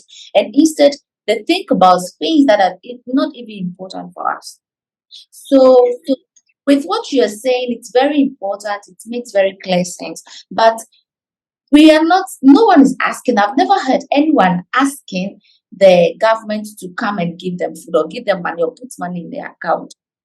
When you go to the European, every month they give money. The government pay them. It's there. But even Africa here, we don't ask for it. We just ask that they support us with normal things that are going on so we can also work for ourselves and cater for ourselves. Make things a little bit easier for us to cater for. And if you're not doing that, how are we going to be able to even, I mean, that's what I can say because Yeah. But I would now also project it a notch higher by saying, if the government, suppose the government even provides the necessary, amenities and infrastructure that we need to, enable ourselves become useful citizens. So you mentioned good road network, and then a lot of things. Putting things. So if we have the good road network, we have good health systems, good education systems, and in future there are no people to utilize these structures. What happens? Because me, I foresee that we think there is a good population, and we shouldn't start populating because already some basic things are not being met. So okay. at least Olivia is saying if those basic things are met, the human being will be able to, at least you'll be able to uplift yourself using those things, and you can take care of your family. But if you want to also wait for the right time, you will never sow any crop. There's an indigenous African saying that if you always want to wait for the right time, you will never, the right weather, you will never sow any crop. So in as much as I think in as much as those basic amenities are not. It is yes, it is prima facie. It is clear that those basic amenities are not there. But if we want to wait and say that because of that we will not give birth, at the time those amenities will be ready, Oh, the human beings will be too few oh, to it's utilize not them. like that they will not give birth. People are giving birth, but it's not being like before people giving birth like 5, 7, 8, 10. It's they can't take care of them. It's impossible for them to take care of. So instead of giving birth like 10 and those on, they would rather have like 3, maximum 4 kids and then just end it there, because they can't it's impossible with the situation at hand right now. What in the world are you how are you going to cater for the kids? So Olivia, Because you think people really want to give birth, but maybe it's because of the economic hardships? So yes, they are giving birth as a number that they think they're comfortable of taking care of them, not because the generation has or the population has to grow. So we have to. No one is helping. For example, in Ghana, no one is supporting. No one is helping. So how would you even think of because I want my country's population to grow, I have to give birth, and if you're giving birth and you don't have means to cater for them, you are just worrying the kids. You're just going to, uh, I mean, put the kids in such a situation, and no one is going to help you. So I mean, it's such a simple thing that you do what you think you can afford, and that's what is going on. So people are giving 2, 3, maximum 5 kids because that's what, and even the 5 kids itself, some are really suffering, like taking care of them, so that they are doing the recent population, we are doing what we can in this situation, what we can afford, and how we will be comfortable. Life is all about comfortability and all that. It's not Yeah, something that we have to put ourselves in a yeah. situation where The truth is that the population we have now is in no way threatened. Our population is rather increasing. The decrease in population from 2000 to the 2022, as according to statistics that we have had just about 1.03 in terms of population reduction on the continent of Africa. But before 2000 or around right up to 2000, we had 5.24. By 2022, it was 4.21.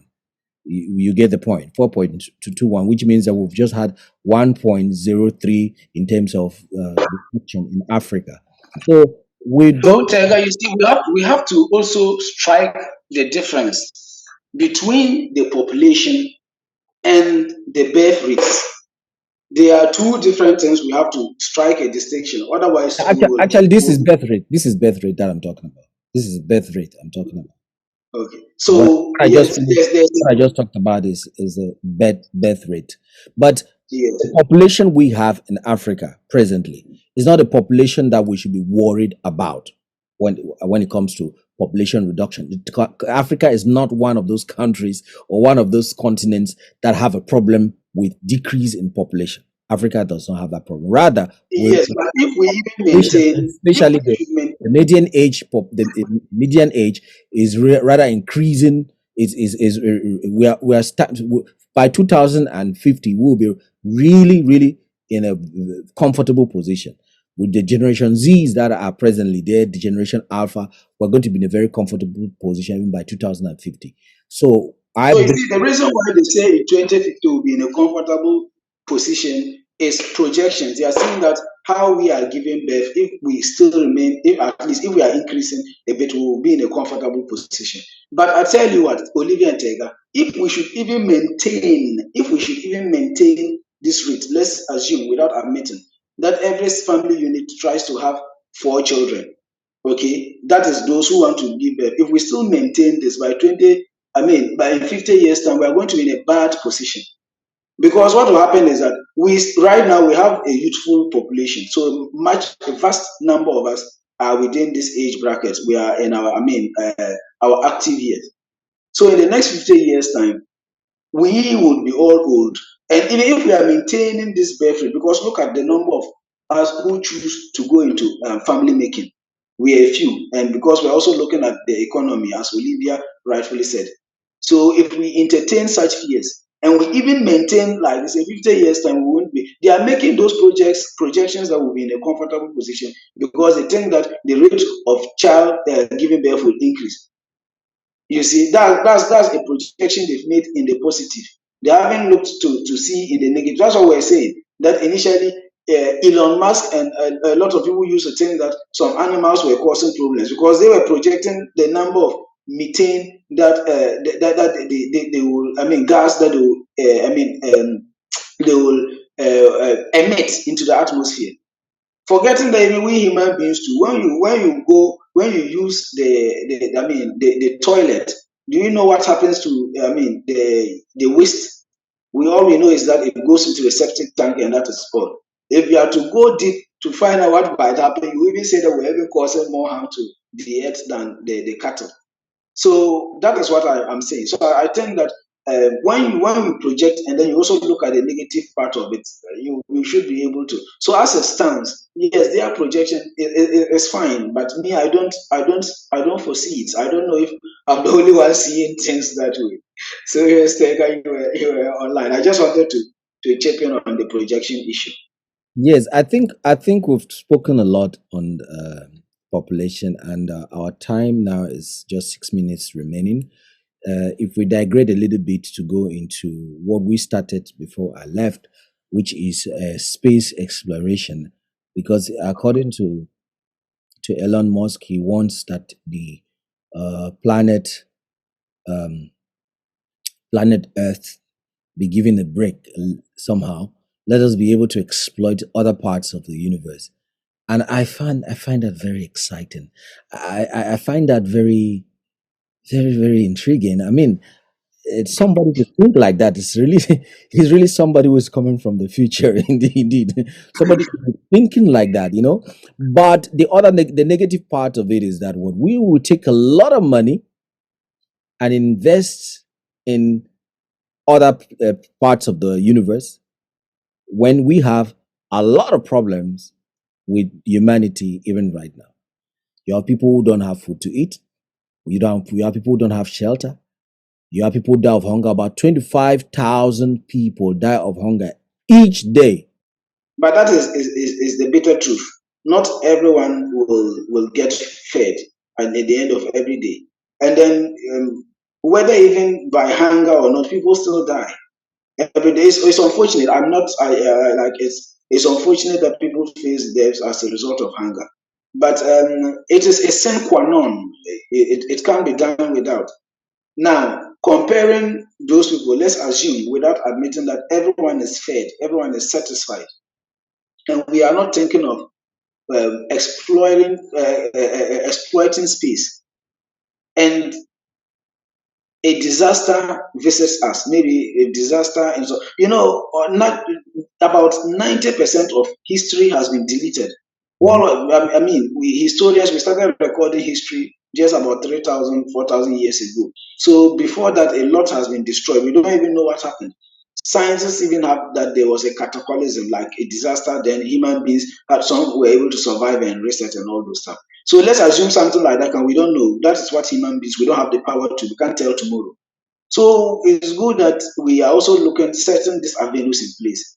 So that if we are threatened by a disaster, even if not, if myself, you, Olivia cannot go, and even one person is even Elon Musk and the wife alone go, and they're able to sustain humanity, they're able to give birth to sustain humanity somewhere. I'm only saying in case should there be a disaster. That's exactly how he's thinking. That's exactly how Elon Musk Yes. is.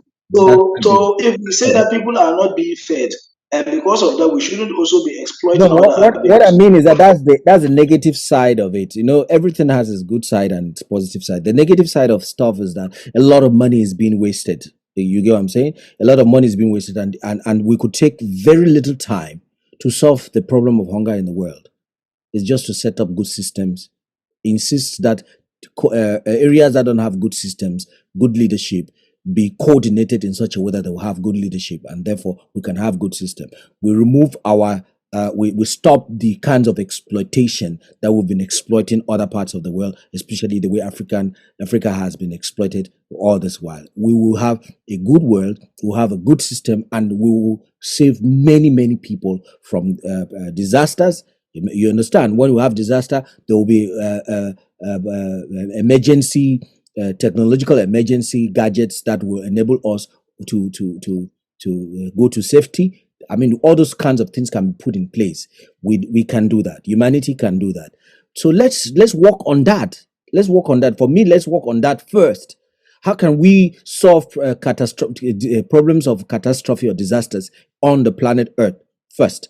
Then after that, we can begin to look at space and all that. Notwithstanding, there should be some budget, because all is about budgeting. There should be some budget that is set aside to be looking at other parts of the universe. The universe is very vast for us to stay without exploiting it. There could be resources, there could be incredible resources in places that will enable us to have food that is, endless supply of natural resources and food. I'm even thinking there could be places that will even find an antidote to long life forever. Maybe there's a places you can find something that will combine this with that you will not die. Why not? But It could Yes. happen. Olivia, what do you think about that? Come in. can I ask you a question? Can I ask this question? Take it away. I've seen that people are, I mean, some European countries have been doing this visiting of other planets already, or hasn't it been successful yet? Is it now that, or I've even heard that aliens exist in some ships that aliens use, and it's being captured on camera and all that. Is there? You must be very careful with where you get your sources of information. The internet is filled with garbage. I mean, real garbage. There is no known consciousness in any part of the universe. It's only planet Earth. And that's why Elon Musk is thinking that it's important we extend consciousness somewhere else. Yeah, so we sustain, we preserve consciousness. Yeah. Otherwise, the day the last person will die, that's the end of So consciousness. my problem is that the way we are investing on trying to sustain consciousness in another part of the world, let's maintain the consciousness that is here by saving the people who are here first. So people go to space, that's obvious. People have even gone to the moon, it's clear. We have had robots that have been sent to Mars. Pictures and videos have been extracted from those robots. We have robots and video cameras that have been sent to a little closer to the deep hole. You know, we have new statistics about the deep hole.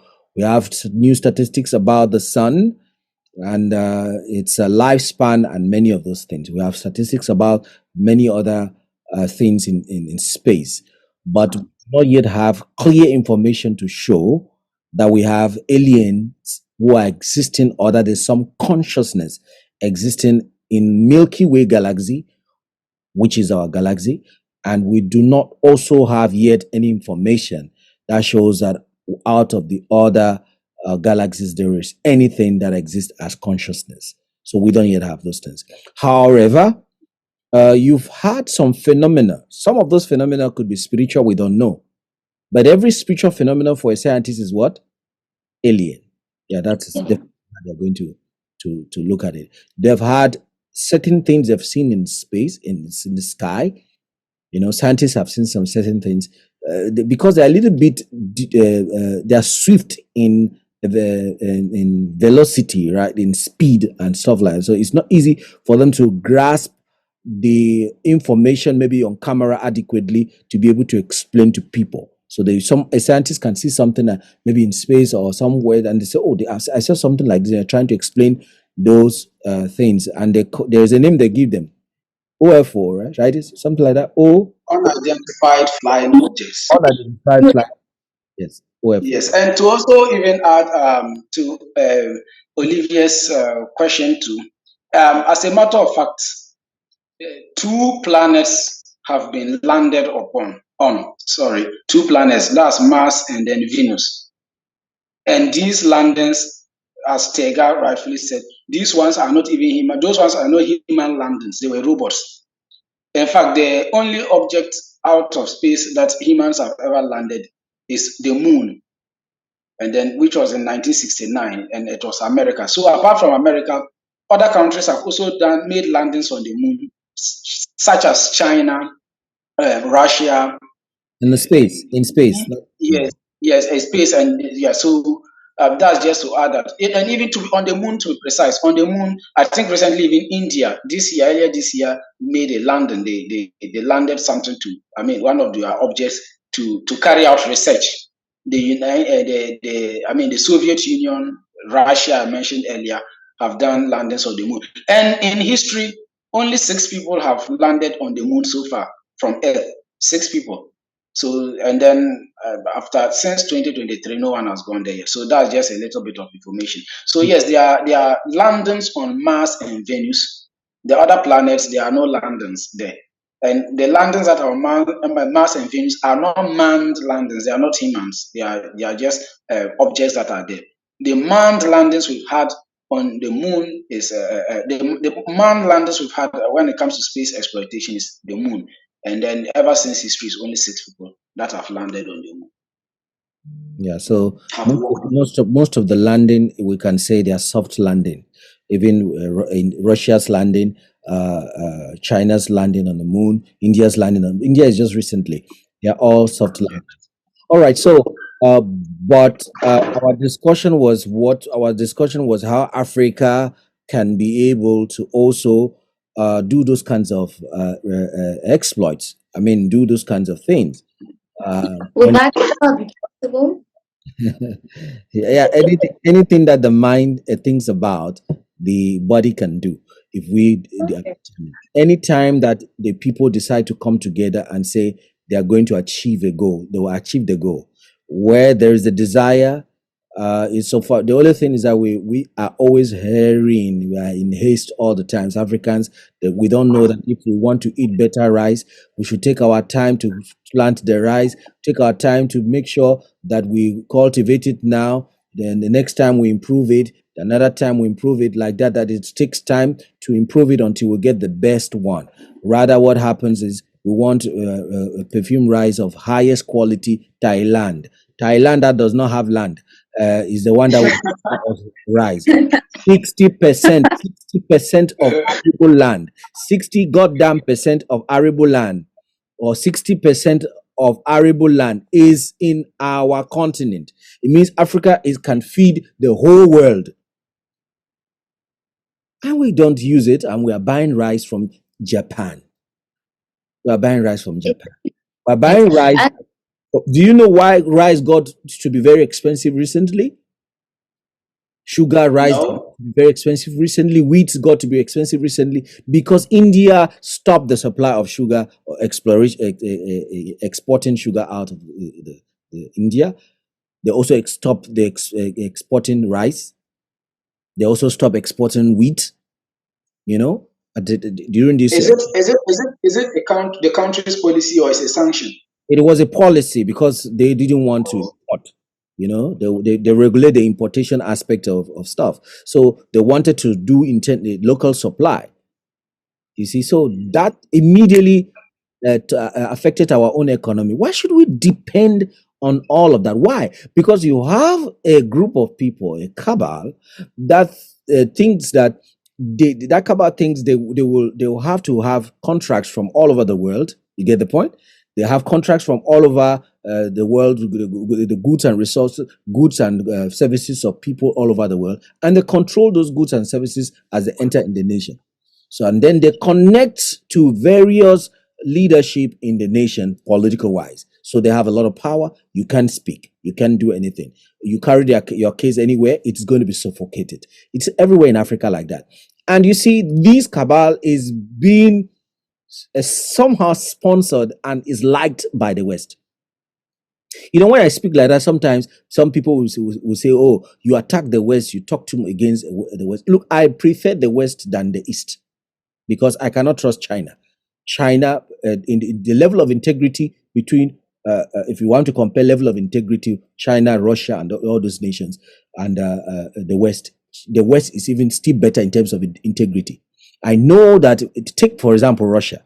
If Russia has a deal today with America or France over a certain space in Europe, they will abandon their interest in Africa. Do you get what I'm talking about? You cannot count on China. You cannot count on Russia. You can't. Africa has only itself to count on. Itself. So when I see, for example, we're trying to put away the West, and then so we're hooked. Of course, we don't have any other. If you are drowning, nobody you go touch. You will climb. You any of the things that you see, you will just, even as a crocodile, you want to take refuge on the crocodile. That's what we are doing now. But none of those nations are interesting to me. None. Africa only has to be looking at what they can do for themselves. Russia is no salvation. China is no salvation. They are only looking for their interest, only their interest. The least person with integrity will be people coming from these nations. Some of these nations, I really don't want to call their names at all. You know, that we must be very careful. We must look at what we can do for ourselves.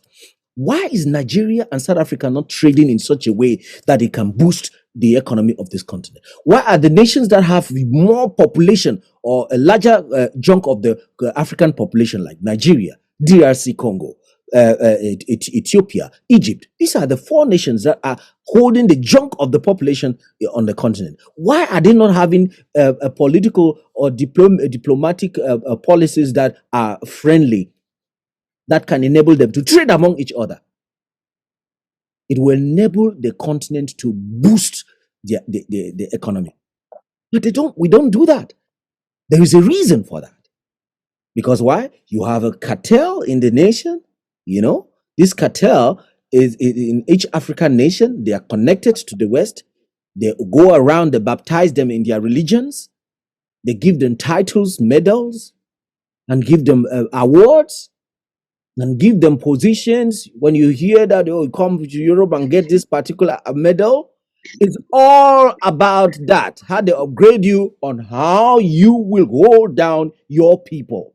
Let Africans who are listening to this listen very well.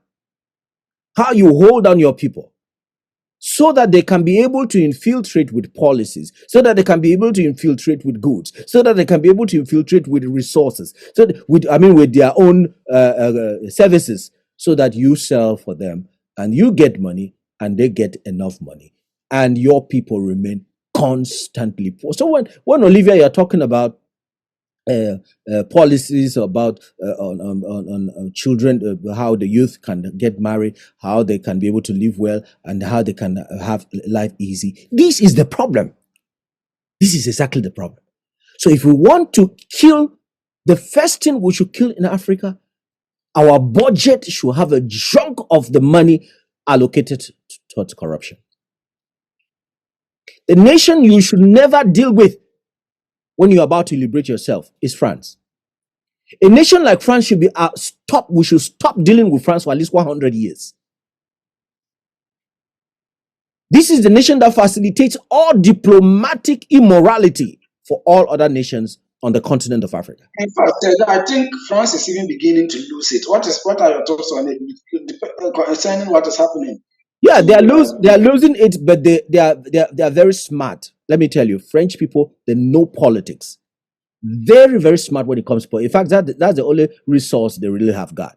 So they are exploiting that resource very well. They exploit the limitations of America. They exploit the limitations of Britain. They exploit the limitations of Germany. They supply them with different services, mostly soft services, you know, our soft products and soft those kinds of information, you know, those kinds of things that will enable them to hold their own positions in different. This is what they do because they master the continent very well. When they bring their resources, when they bring their goods or services in your nation, they are not doing only business on goods and services. That is a nation we have to hold to account. I mean, a nation, we must make sure for 100 years we have nothing to do with that nation, so that we can stabilize. Because once they come in, they know how to penetrate you, just like the Chinese. They know how to penetrate you. They know what to do, exactly how to do to keep you down and chain you, your feet, chain every part of you, and they extract, like, I mean, like what some of these how they call them, spiders would do. Pick up your predator, your prey, and yes, wrap the prey around and suck all the blood, all the juice from the prey, and render it dry. This is exactly what France does to African nations. 14 nations that are extremely rich in natural resources. These nations are in the hands of this. I mean, think about it. This is one of the biggest enemy we have in this continent, France. And by doing so, they hold us down. You know, we have set up what we call the African Parliament. You know, they've hijacked the African Parliament. The Pan-African Parliament has been hijacked. How do they do it? They simply use these puppets that they've set in their nations, as in our various nations, as presidents, and use these leaders to get the various parliamentarians that will go inside these parliaments, inside this particular parliamentary sessions, and they tie us down. According to Julius Malema, there was a time they had already agreed that there will be a rotatory system to elect leadership of the parliament, which is supposed to be speaker. These guys, they came in, by the time they'll come for the next session, France has changed everything. Because they know how to buy you. When it comes to lobbying, when it comes to politics, these guys are the biggest experts when it comes to politics. That's the biggest resource they have. That's the biggest capital. I mean, social capital. And they are utilizing it judiciously. And they manipulate the African poor man who does not even know what he's doing for himself, who does not even know that they are killing their own selves, killing their own children. They can do anything to put you down consistently. This is what they have done. When you see check any Francophone country, there is no one Francophone country that's prosperous. One. Because people talked about this is something a lot. I've never even actually channeled my mind towards, but as you just mentioned, about it. Recently, talked about it. Recently, people have talked about it, and they thought that, what should we do? Let's take a nation like Cote d'Ivoire and try to increase its capacity, so that we can see if we can have a GDP that we can be proud of, so that we can be pushing and say, look at the GDP of Cote d'Ivoire, look at the GDP of Cote d'Ivoire, but it falls on not number one, number 10. So, Tega, can I get a little education on that? Why do you think such countries are underdeveloped? Why do you think they are? Is it that their monies, because we are an English-speaking country, we don't know much about how the Francophones do their things. Or is it that they are not well equipped with natural resources? What is the problem? This is the problem. The problem is that, you see, when they were to leave the colonial dispensation, when the colonial dispensation came to a halt, and the United Nations said all nations should be given independence, they were taken aback, because they never planned to leave. They wanted, their policies were policy of assimilation. You know that, the policy of assimilation. It meant that all of their colonies were supposed to be French property, united in France, and France is the capital. They tried that, it didn't work. You get it, France is the capital, and then they tried to some few nations. Senegal was already like part of them. They tried to make Algeria part, it wasn't working.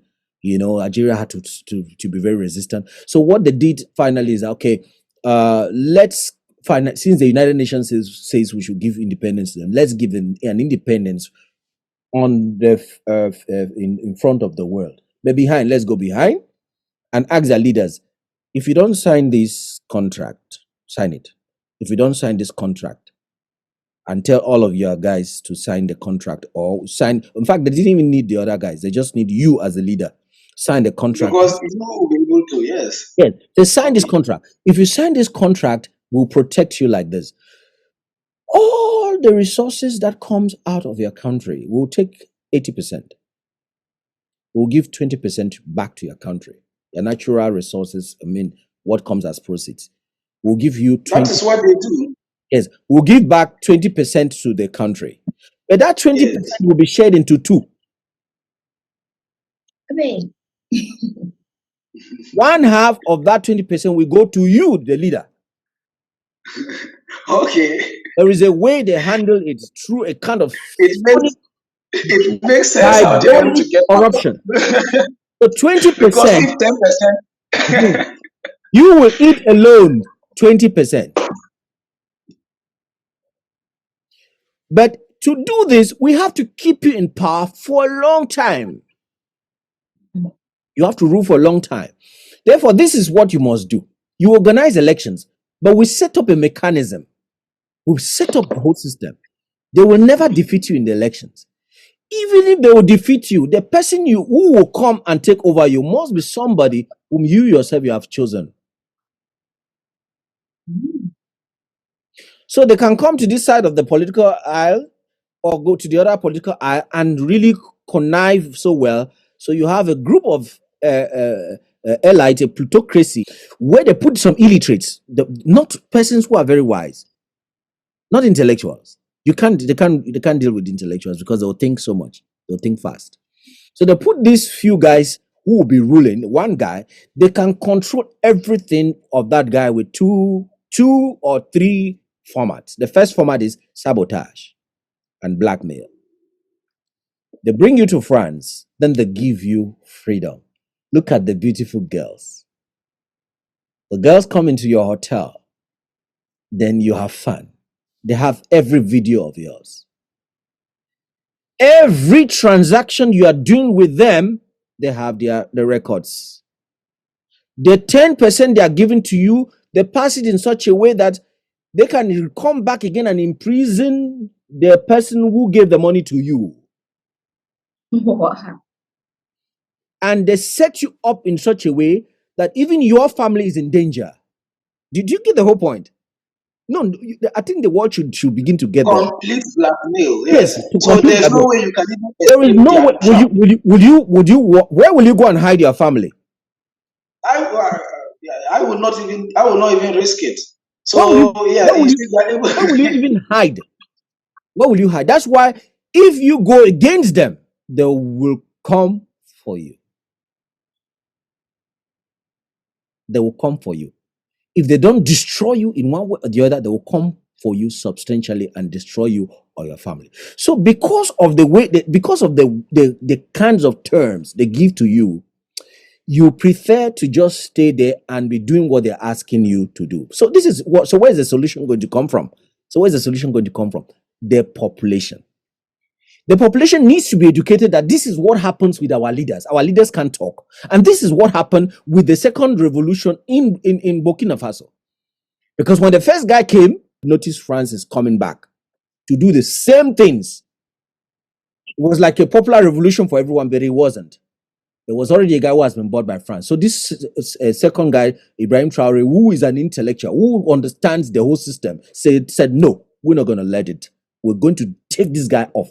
The first was just a popular revolution, and then which was run by the students, and then a political head was put there who was democratically put there. But once they see democracy, they know they will penetrate the democracy. So let me give you my advice on what I'm advising that each of these states that are taking over through revolution, what they should do. I beg your pardon. We need a 10-year plan of these military guys to hold the system, reinvigorate the system before handing it down for any democracy. But that democracy can never be like our democracy had always been, because they have ways to penetrate the democracy. They make each democracy in Africa to be monetized. And they know that we are hungry. They know we're hungry. So I'm definitely going to follow someone who is going to give me the money. By the eve of elections, there was one political friend who was contesting a particular constituency, by the eve of the election day, his opponent has sent 1,000 to 300 delegates. All the things he tried to do for that constituency, I mean, Tega was $1,000. just 1,000 Ghana cedis. And he lost the elections with all the investment and everything that he had been able to do for that constituency. The constituency didn't have water, even though they had that guy there. The guy just knows what he will do during the eve of elections. And since we're hungry, what is going to happen? We're going to toe to their tricks. This is exactly what happens to the African democracy.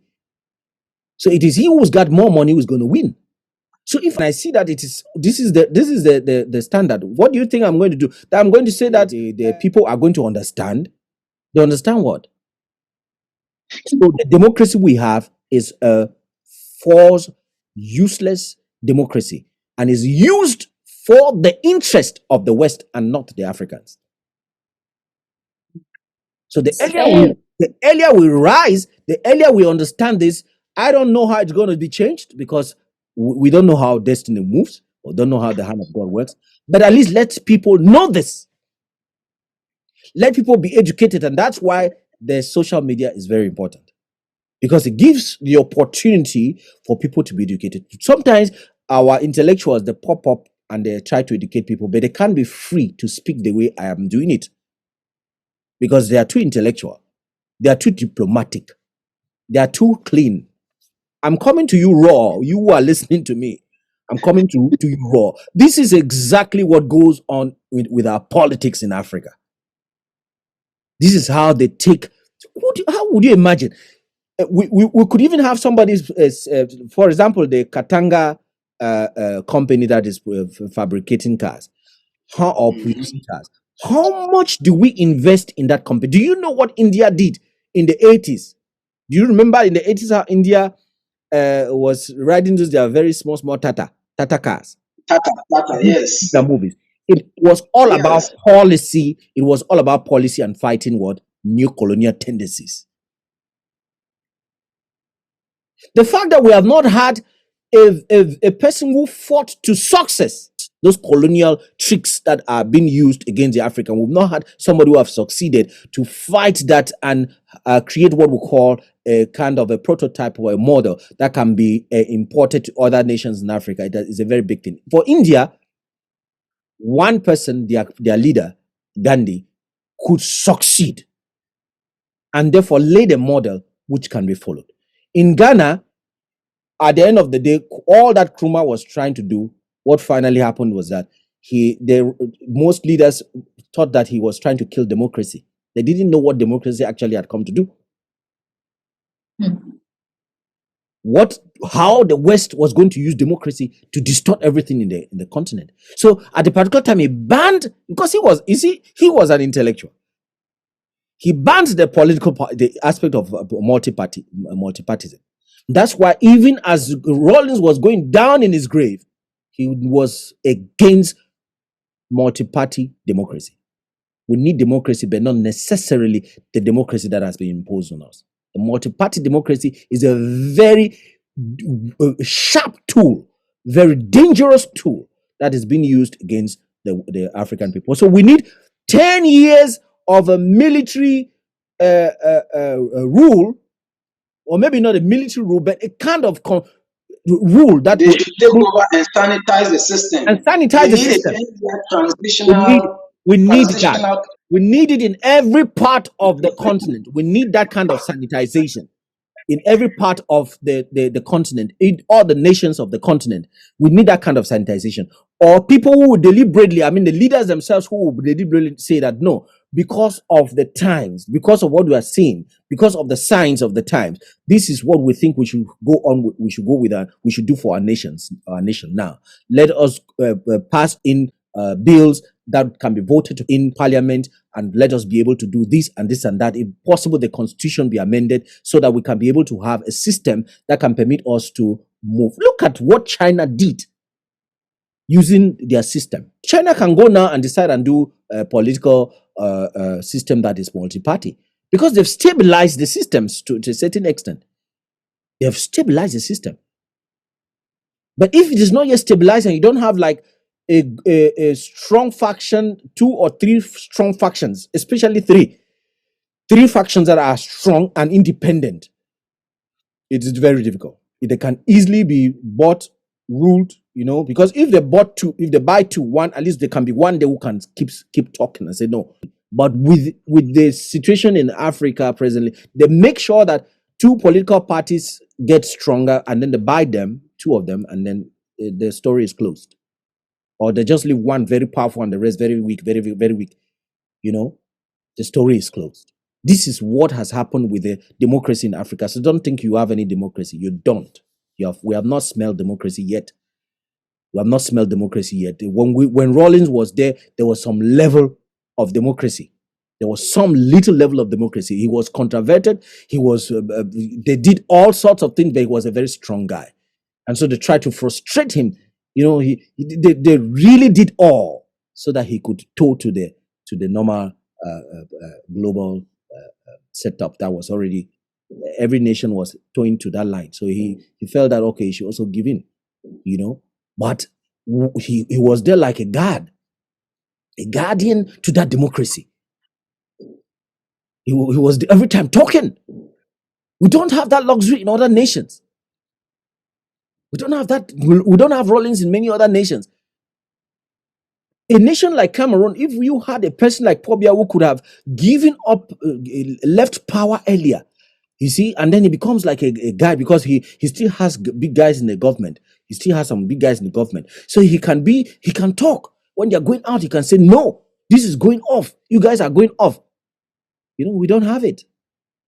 We don't have that in many African nations. So it makes the democracy in Africa very, very dicey, very, very weak, very complex, and it's not letting Africans to move forward. So issues of even coming together, why is it taking so much time? Do you know the plan they made that we should have in that kind of coming together? When they went together to sit, these old guys, they went and sat together with their brains, all colonized brains. You know what the plan? That they should take a 50-year plan. It looks very beautiful because they are given enough time so that we don't make mistakes. But think about it, 50 years. That's a whole generation. Why should you be waiting for 50 years to trade with Nigeria without borders? One thing I even find very appalling is those old dudes who sit to make these 50-year plans have no idea how 50 years will look like. They don't have any. They'll all be dead. They are still in the old generation. Most of them don't even know how to use technology and all those stuff. So how are you able to sit and define policies that will be for the nourishment of the 50-year generation? They could not even preempt the next generation. Sorry. They could not even preempt what will happen in few years to come, say 10 years after that. Look, we have entered an era where we have now a revolution, which is a digital revolution based on smartphone. That's a revolution of its own. You think we're still going to wait for 50 years? We have hit already 10 years. What have we gained? We have only one achievement. What is it? The Continental Free Trade Area. The African Continental Free Trade Area. That's the one achievement that we have achieved. It's a good one. I like it. But how is it practical? So each year, each 10 years, we'll gain just one thing. We can see we're moving forward. But how is it practical? We have to antedate. We have to do faster. Because that is where the umbilical cord of our survival lies. The trading among each other, the movement of goods and services, intra-marriages, intra-trade, intra-marriages, intra-friendship, this is what will pull the nation to connect together, tie itself together as Africans. Intra-population, then we populate each other. That is what will make the nation, this continent, to be strong. We will solve our economic problems through that kind of interaction in the next 10 years. We will, if we do that in the next 10 years. So give Mali, Niger, and a nation like Burkina Faso, give them 10 years and see what's going to happen. If they form a federation with one currency and do intra-trade together, see what is going to happen. Maybe they are going to be our model for us to see that, truly speaking, we need to take action right away. And Tega, you know what? I'm happy. I'm happy we are having this discussion because right now the current generation are well equipped with knowledge, a lot of knowledge than how the most important people uh, uh, 50 years ago, the kind of knowledge they had, and it's all because of the internet. So thankfully and luckily, we are having these conversations that will psych the minds of the Gen Zs and the Generation Alphas and even those who are our predecessors, so that we'll have another look at this. I think it's not something that is difficult to do. A 10-year transitional period is just a Ghana. So you see how election years come and go. So a 10-year transitional period is fine if it will only be able to inure to the benefit of the upcoming generations. That is fine. You know, I have always said that in Ghana, for instance, we do ourselves a lot of bad. We are surrounded by francophone countries, but yet we know a little about how they operate, and even we don't even speak French. Okay, so this is a bit of, this is huge education we have had from UTEGA concerning how the francophone system works. So it is now left onto the viewers to think constructively. There are several avenues that can be employed to achieve this realization, not necessarily coup d'etats. Coup is a crime in the first place. That's where degree is treason. But there are several avenues that Yes, could be exploited. I there are think several yeah, avenues. it starts with someone identifying the problem and defining a solution, which you have just done. So I think do you also think there's hope? Yeah, these three nations have already made us see that there is hope. There's a lot of hope. Yes, these three nations have made us see that there is a lot of hope. Unfortunately, there was no other option they could use. I don't encourage the option of coup d'etat. I really don't encourage that option. But if that's the only option that they could use, okay, let's just hope that they are going to do well. But I will really encourage the African leaders who may be listening to us. Times have changed. You may need to place your own name, inscribe your name in the book of the revolutionaries. You may need to inscribe your name eternally, or you remove it eternally. There is something you can do. Africa has changed. It will never be the same again. If you are listening to us, you can take a decision to transform your nation. There are things we can do. Create the alliances that are necessary, or join the alliances that are necessary to be joined now. You know what I'm talking about. One of those alliances is the alliance that all of Africa supports now. Yes, we do support Burkina Faso. We support Mali. We support Niger. This alliance is an alliance that we are going to protect with our own lives. We've come to the end of this discussion. It was a wonderful time having all of you listening to us. It's a wonderful time to know that you will subscribe to our channel. Once again, my name is Tigger King. My co-hosts have been Quincy and Paul Hokany. Thank you very much.